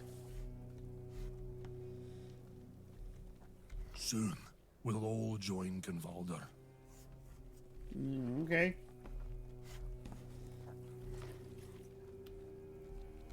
Maven just let you in like that. That's not like her. My brother sure wouldn't have let you in if he were still on gate duty. But since you're here, it's only polite to introduce myself. Welcome to the camp. I am Sobder of the Sving tribe. Hunter and cook. Ooh, hunter and cook. That poor soul, over by the rocks, doesn't really respond to anyone anymore. His name's Groder. Not long ago, he was a strong warrior. But now, it pains me to even look at him. I asked Therov, our mage, if there's any way to help him. But he insists there's nothing to be done. Nobody really knows. He went out hunting one day, came back empty-handed and out of his mind. I mean, he walks around, mutters to himself, but it's not like he's really there. Therov claims there isn't, but I think he's hiding something. There's got to be a way. I doubt Groder's the only one who's ever suffered like this. And if anyone would know about curing magic, it's the Hude. I don't know why Therov won't talk. Maybe he doesn't like us. But where are my manners? I shouldn't bother you with my personal problems. Therov can make sparkles. No one else in the camp can do that. I saw Therov's magic once. He used it to kill a man during a raid. Poof! There wasn't much left of him. Just a little bit of barbecued meat. Oh. Once talked about a whisper in the dark. He said he wanted to follow the voice and kill it. Sounds like it could be a decent fight. Hey. Sorry, I'm eating ice cubes right now. Sobdir of the Svine tribe is a man of brute strength and simple truths, a hunter and a cook. He serves his people with unwavering loyalty, following One Eye's orders without question. He's not the sharpest of minds, but what he lacks in wit, he makes up for in conviction. Yet even the strongest have burdens. Sobdir speaks often of his brother, Grodir, once a proud warrior, now a shadow of himself. Though the tribe whispers of fate and honor, Sobdir struggles to accept what has become of him. He keeps watch, torn between past and present, hoping for something that may never come. Why is everything always such a hassle? Still doesn't tell me anything. First, he showed up here like a dimwit. Now you're walking around camp like it's nothing. I look into your eyes and I don't know whether you're made of steel or you're just a fool. But you are here. And Maven didn't chop you to pieces with her axe. The runes seem to favor you, even though you're an outsider. I guess that has to be enough, for now. It's still more than you should expect. If you need something, talk to Vran. She's in charge. The woman. Grodair walks in another world. His body is here, but his mind is lost. To Dalriata, madness is the worst fate we can face. Therov prefers not to imagine where Grodair's mind wanders. Therov prefers not to look at the lost brother. Therov pities them both. Therov hails from the Theod tribe, while the brothers are Svein. Therov prefers not to interfere in Svein matters, out of respect for their independence.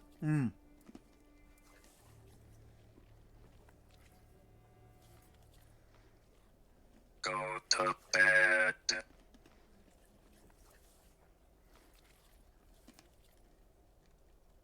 Aye, there is wisdom in that, Wanderer. Ah, And it's true. Therov may have a solution that could help, but no Dalriata would take on this task. All signs suggest that Grodair is slipping into madness, and though we are brave people, every man's madness is different. When you don't know what you're going to fight, you don't know how to fight. And if you don't know how to fight, you can't be sure you'll win. That's why no Dalriata can help Grodair. Sobdair would like to help, but he's a simple soul and doesn't understand the deadly danger he might face. I will help. Truly? A wanderer willing to help a stranger from the tribes? That's honorable of you. Therov is willing to share his knowledge. Give this potion to Grodair and hold his hand. It should give you access to his soul. With a bit of luck, you'll find Grodair there himself. And maybe you'll be able to convince him to come back. Either way, Therov offers you his highest respect. What you're attempting is brave indeed. Good luck, Wanderer. May Mayfair's grace guard your mind. Hell yeah. Let's help this dude. Sobdar. He doesn't see what I see.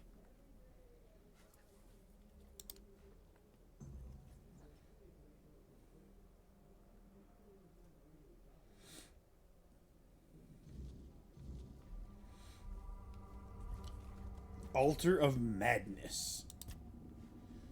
Need to find Grodear's consciousness and save him.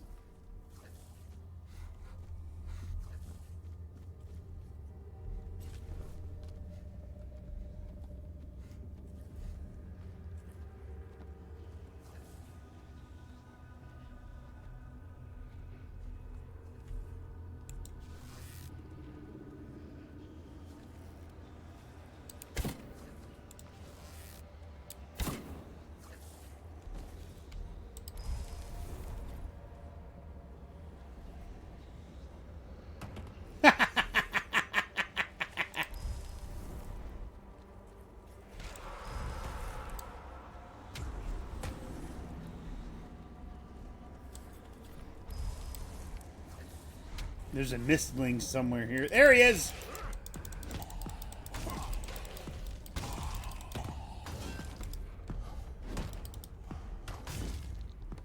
Bitch!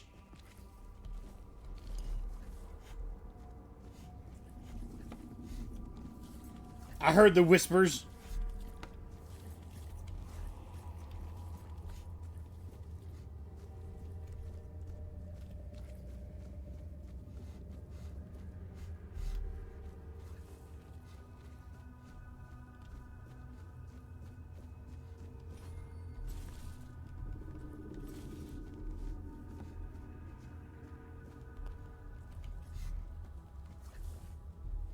Hey, buddy. I don't know what's happening to me.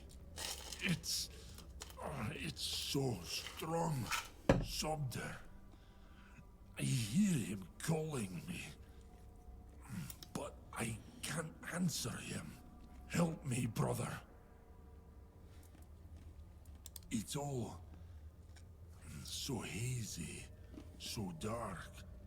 I was chasing a deer, but it ran too far. And night caught up with me. I didn't have the tools to start a fire. And the weirdness came for me. Then just darkness. Darkness and voices. I tried to speak, but I couldn't.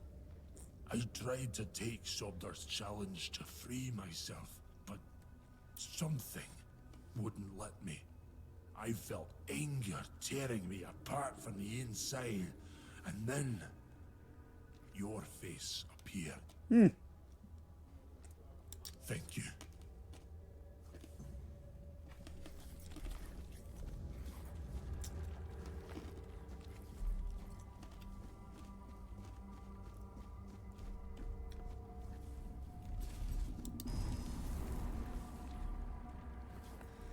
Go, my boys. Yes!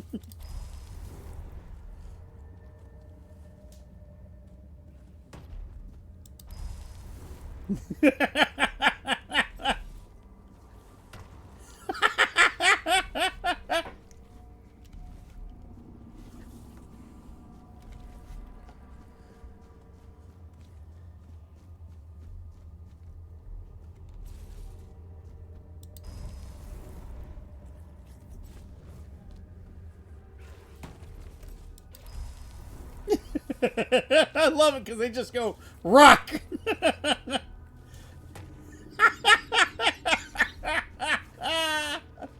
That's my boys.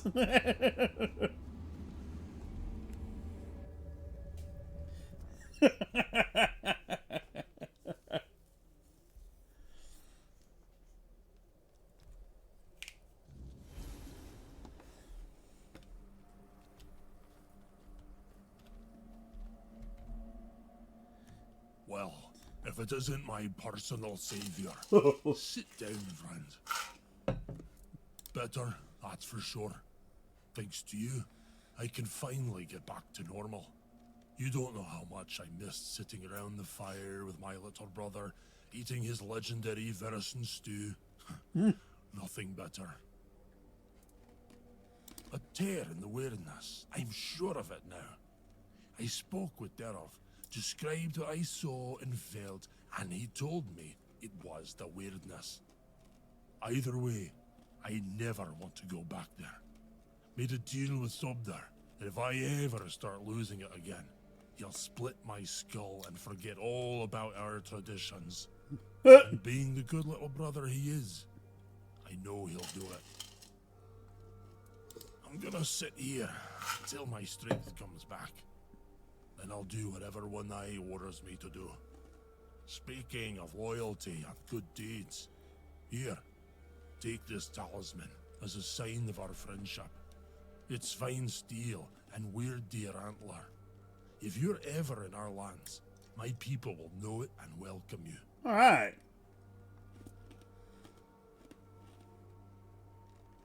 It does. Each of us makes our own talisman on the day we're given a name. So from today, you might as well call yourself Groder. May the weirdness never swallow you. I don't recommend it. Right. We help people. That's what I'm talking about. Too quiet. I don't know how to thank you. You didn't have to do this, but you took the risk. Praise Mather! Thanks to you, Groder will soon be back to his old self.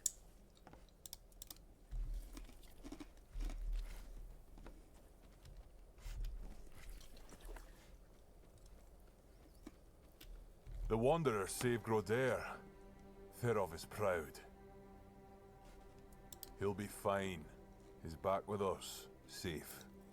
He'll recover soon. And if not, at least he'll be aware if someone challenges him to a duel. We'll give him a good death.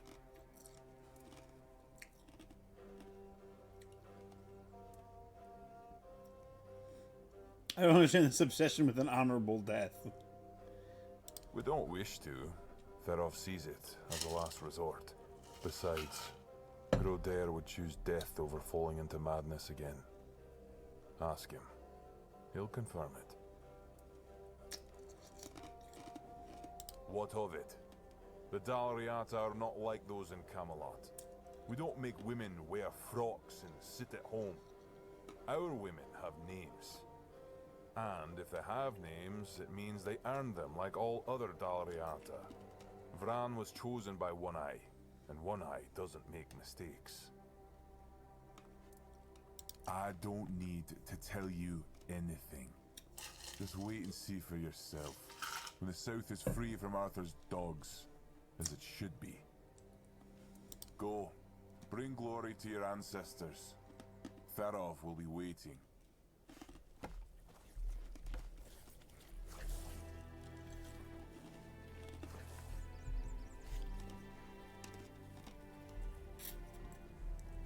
Ooh.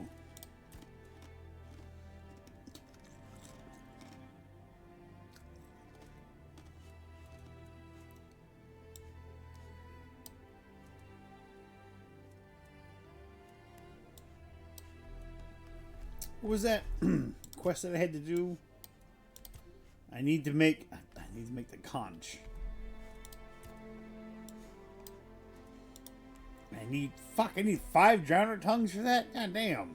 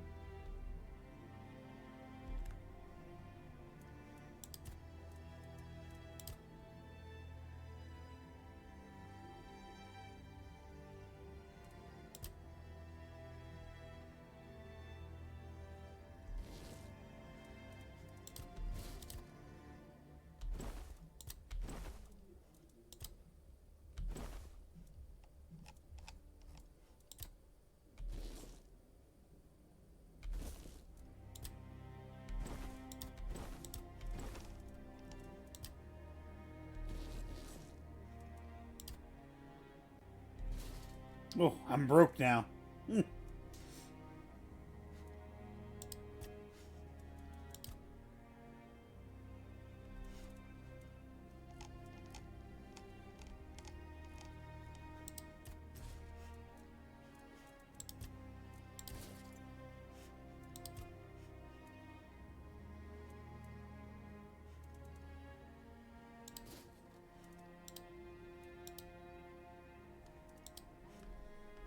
The transmog costs so much. Oh, my stash. Nice.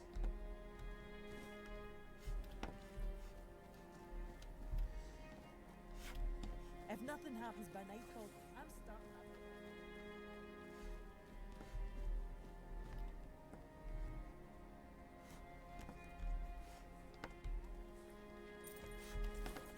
Look, I need all the money I can get now. I'm broke again.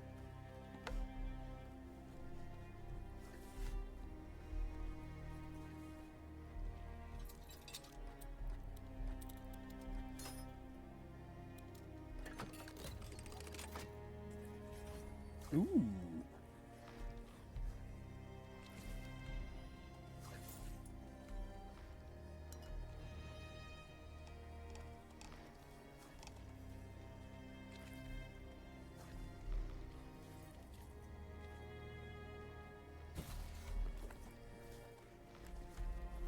We got a new book.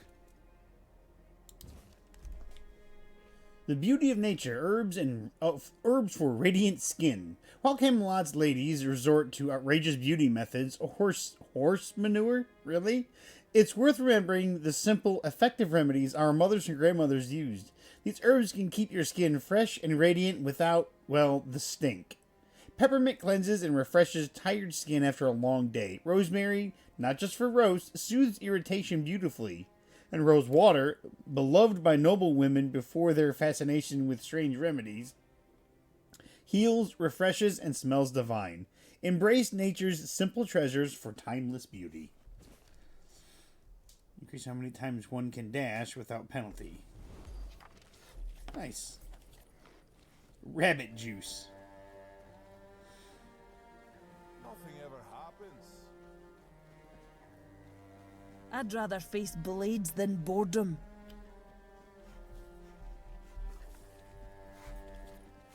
Let's talk to Vran. Mabin let you in.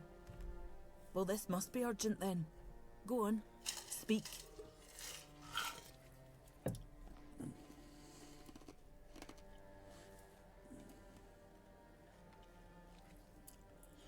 So, you're after that snake, huh?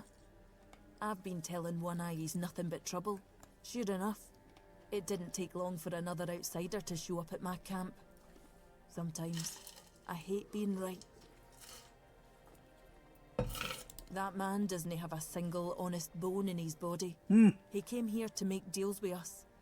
And who knows, maybe he'll stick to his word. But I don't trust him. Once a traitor, always a traitor, no matter who he's turning his back on. Still, I've sworn my loyalty to One Eye, and I'll stand by him to the end, whatever that may be. Anyway, he's at the temple, and before you ask, no, you can't get in unless you're ready to face my berserkers. I'm not sure yet. First, I need to see if you're really as determined as you claim. I'm not about to share our secrets with somebody that's only half committed. I've got a potion from Therov, made for my warriors. He claims his alchemy is better than what the Volker tribe has known for generations. The thing is, I don't fully trust his brews, so I need somebody else to test this one for me. It's supposed to enhance my warriors' abilities. In the long run, it could be useful, but my berserkers are already few and far between. I can't risk my men just to prove Therov's point. Here, drink up.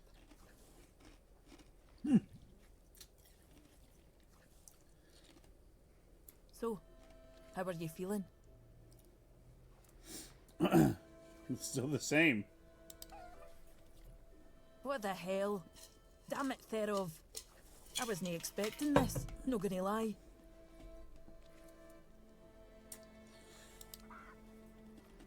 I don't know what you're trying to say. Just come sit by the fire with me. It should wear off soon. Feeling better now? Try saying something. Exactly why I've always told Therov he's full of shit. He's chasing the impossible.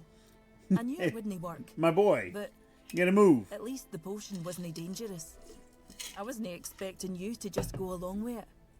No Volker would accept a potion like that from an outsider. You're really determined to enter the temple, aren't you? No, I can see you're reckless, but I still don't know if I can trust you. Lucky for you, there's a rather delicate matter that needs handling. Turns out, I need some help for somebody who's no Del Reader.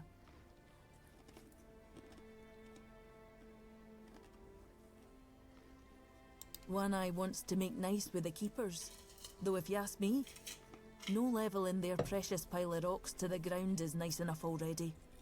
But he says that's no enough. He's looking to make a gesture of goodwill, show them we're not here to conquer but to forge an alliance against a common enemy. And he's put me in charge of picking out a gift to send to the Horns of the South. Camelot, of course. Who else is there? Acting like a damn plague in this island. Everything they touch turns to ash. It's a touch that rots and spreads, corroding everything from within. The land, the people, nothing is safe. The sooner they're gone, the better for everybody. I've got one. I sent some of my men to hunt down bandits and told them to collect an ear from each one they killed. I thought to have Ugwi make them into a necklace, but apparently, stringing ears on a wire is beneath his pride as an Ulfrite smith. Think you could help me put it together and deliver it to the Horns of the South?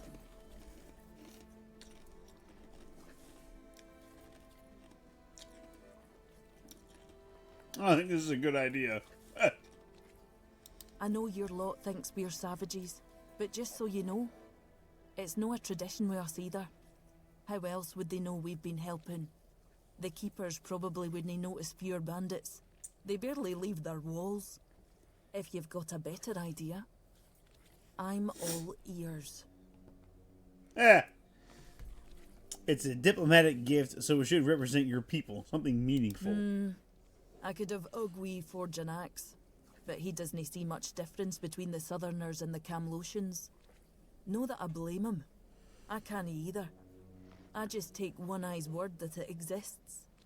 But I don't trust Ugwi not to somehow make it insulting. As for my people, the Volker stripped themselves of any meaning a long time ago. The only thing we have left is the Berserker potion. But that's too precious to just hand over. Yeah, no, I wouldn't ask that. The quartermaster might suspect your potion is poison.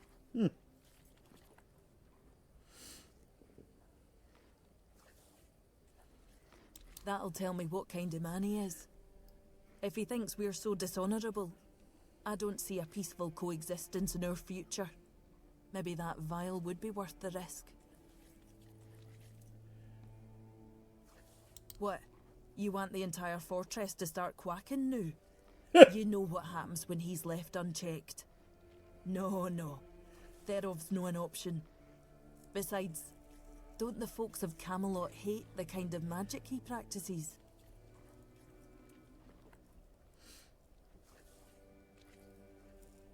You, of all people, should know I am.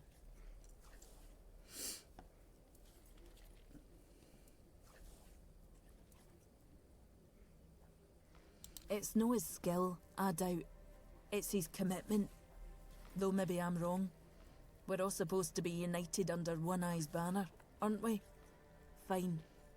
Why don't you talk to Ugwi? Tell him what needs to be done. You know better than I do what gift the Keepers will appreciate most.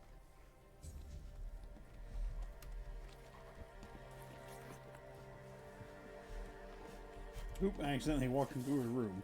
Sorry about that.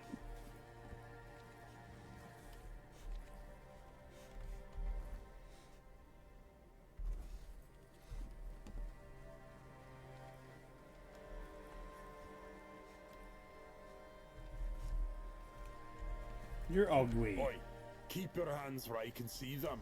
You've got balls to come here, but one wrong move and you'll lose them.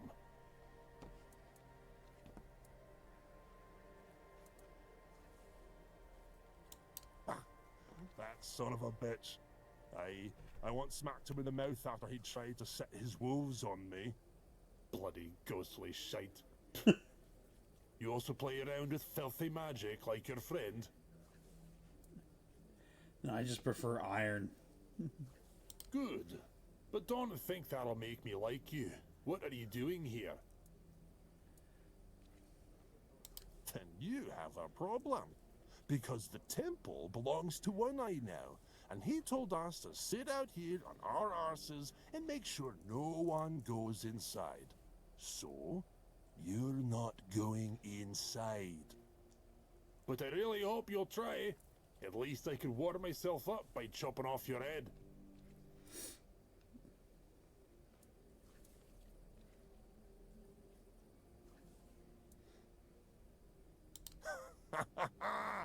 Seems like Go see Vran. She might just make you one of her berserkers. You'd fit right in with those madmen.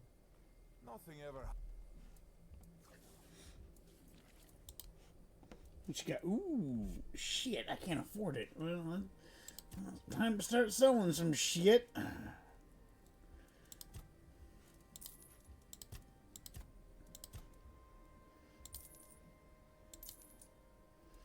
There we go. That got me some money.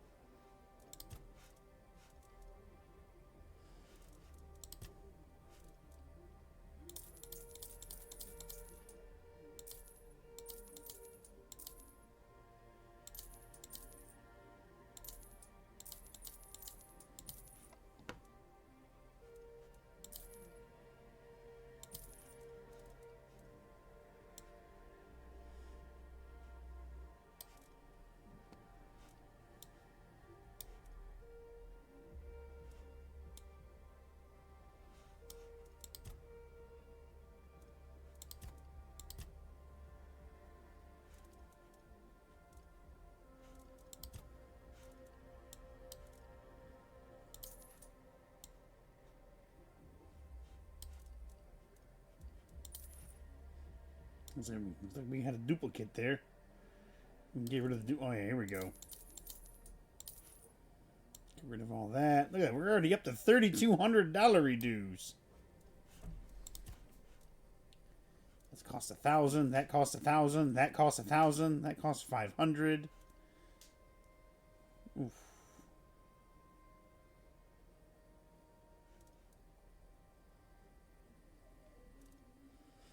It'll be worth it, though. Doesn't really have anything else. I got some books to read.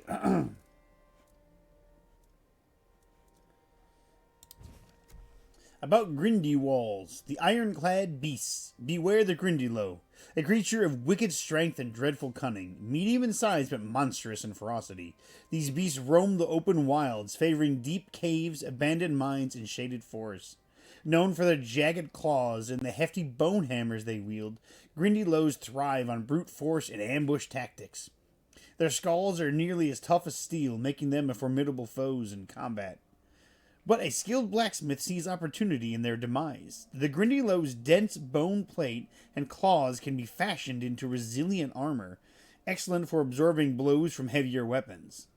Their tough hides, once treated, yield leather that rivals the finest of the Dalriata. Even their bone hammers, reforged, become exceptional war tools. Harvesting Grindylow materials requires precision. Aim for the softer joints and avoid the head-on confrontation their hammers demand. For the daring blacksmith, these creatures are not just a menace; they're a treasure trove of crafting potential. Flame gobblers are grotesque creatures, their bodies twisted by the weirdness into living weapons. Massive growths on their backs swell with fire and molten lava, giving them their signature explosive nature. When threatened, they charge recklessly toward their foe, detonating in a fiery blast that leaves devastation in their wake. Surviving an encounter with a flame gobbler offers a rare reward for those brave enough to face them. Their remains include burnt skin, monster brains, and the peculiar substance known as hot goo. Blacksmiths value their charred hides for their crafting heat-resistant armor, while alchemists use the goo in volatile potions. The monster's brains, brimming with latent energy, are prized for experiments involving fire-based magic. Though deadly, flame gobblers are a source of unique materials for those willing to endure the risk, but be warned, underestimating their fiery temper could lead to a swift and searing end. Viscous spirits of the wilds. Redcaps are swift, vicious creatures, often attacking in small, coordinated bands. With shriveled skin, jagged claws, and their infamous crimson caps, rumored to be soaked in the victim's blood, they are both deadly and unforgettable. Legends say redcaps weaken and perish without their hats, a vulnerability few dare to exploit. Yet those brave enough to face these creatures can harvest their caps and skin for crafting lightweight enchanted armor. Properly treated, these materials grant increased speed and reflexes, ideal for warriors who rely on agility in combat. Some believe red cap forged armor retains a trace of their eerie energy, making it both a valuable and dangerous prize. However, claiming this treasure requires surviving the ferocious attacks, a task not for the faint of heart. For those seeking to combine swiftness with protection, and armor made from red caps is a rare, coveted reward. Look at that. Look at that. New stuff unlocked.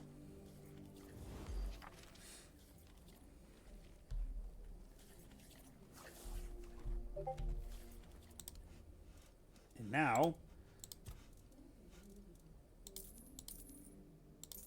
I'll sell him his books back and buy that book. And now I have all the stuff.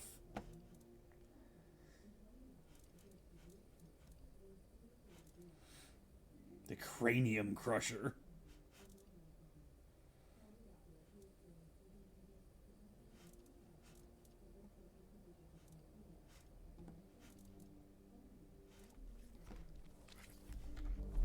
One more book to read.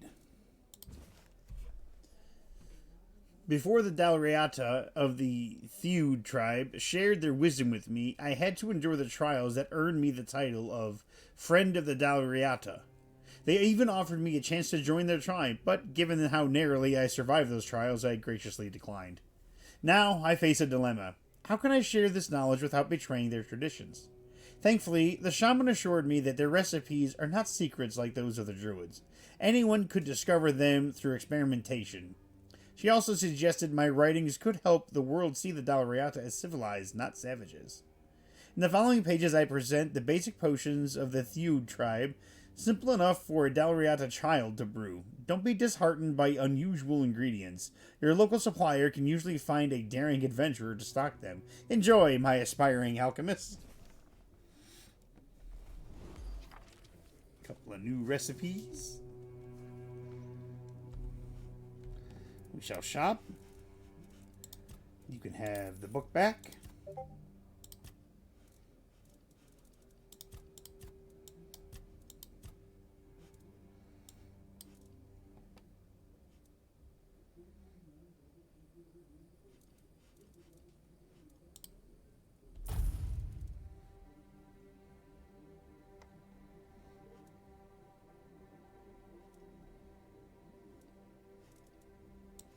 So many like healing type potions.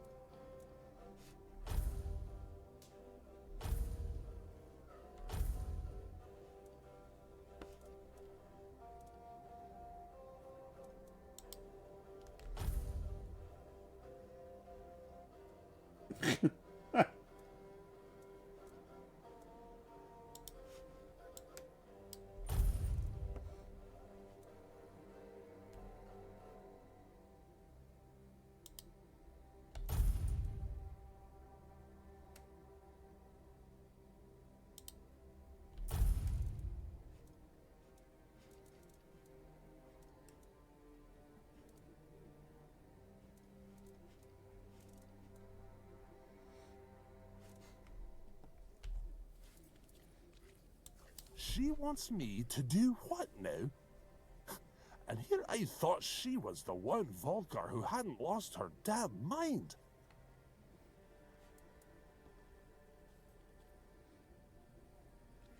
Bloody hell, this whole camp's gone mad, I swear. Must be something in the air around here. Fine, but I don't have the time or the materials right now. Here, take these instructions and forge the damned axe yourself. When it's done, bring it to me. I'll add the, final touches. Too quiet.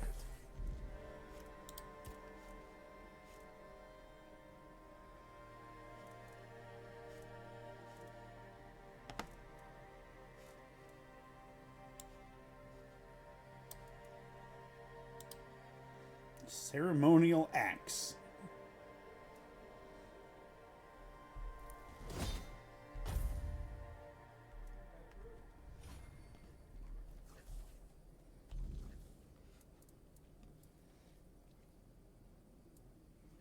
Our leader, and soon the leader of all the Daliata.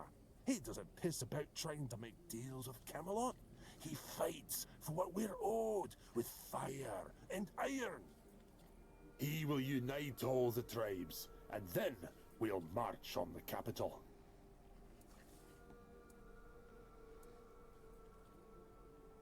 True, I can't wait for it to go up in flames. Right now, most of them have their heads stuck up their own arses. Even Ulfar, my own clan. It's sad to watch how they stay in their honor, but eventually they'll wake up. There's no other way. It'd be best if Darvhanar backed One Eye. Then most of the Daliata would follow. The leader of the Stone Wardens. Do you know anything about the tribes? Mater, bless me, for I will sin. Yes, the Stone Wardens, masters of working with weird stone and weird steel. The toughest materials on the damn island. As you can guess, I'm one of them. Or at least, I was until I started following One Eye. You'll find Doriata from all clans there, though most of them are Ulfrites, of course.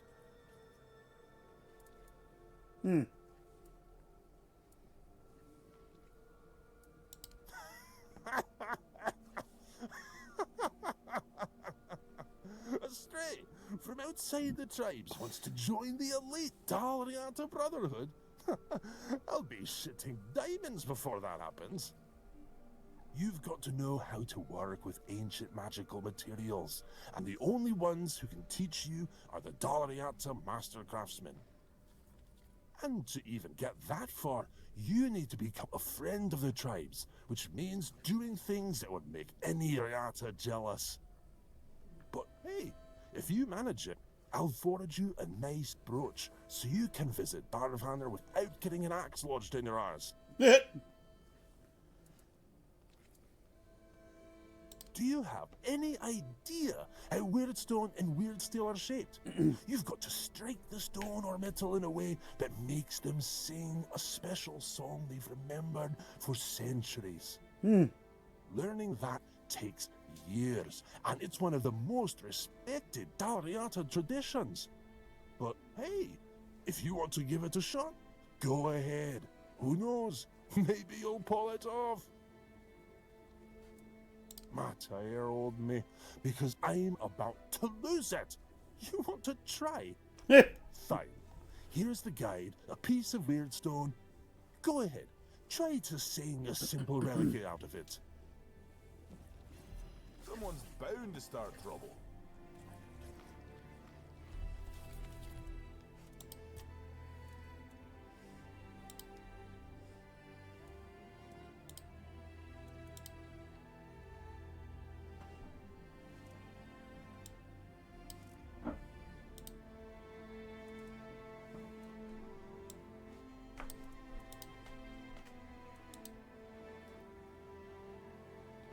I can make a worm coat. Ah.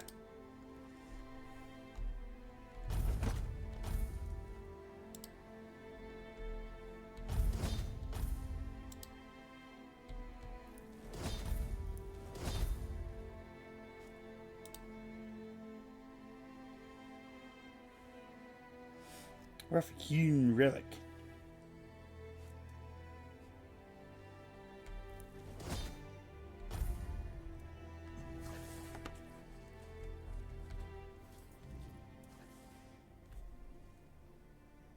Damn. How did you do that?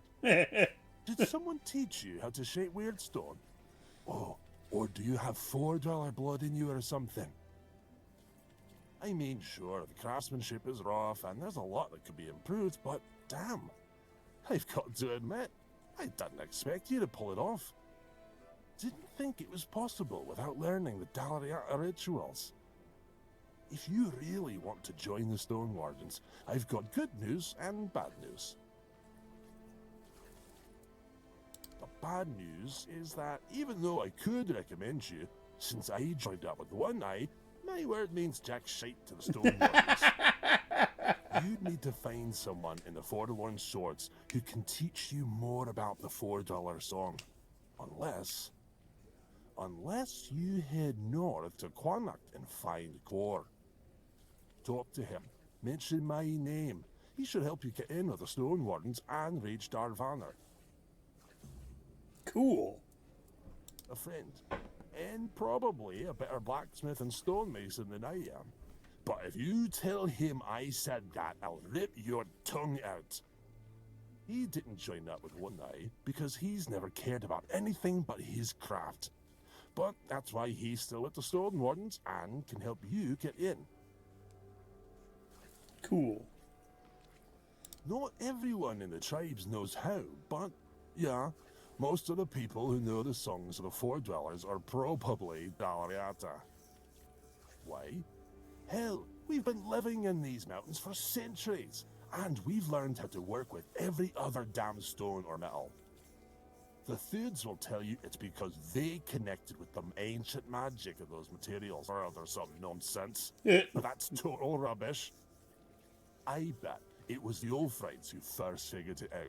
Just kept hammering at that damn weird steel until they finally made it work. Alright. Not too shabby. Almost ashamed to give it away. Just wait here a moment. Ah, now it's ready. A fitting gift for the Keepers of the South. And stop buying me like that. I gave my word. I'm not about to tarnish my tribe's name with poor craftsmanship. Now, scram. Could use some action.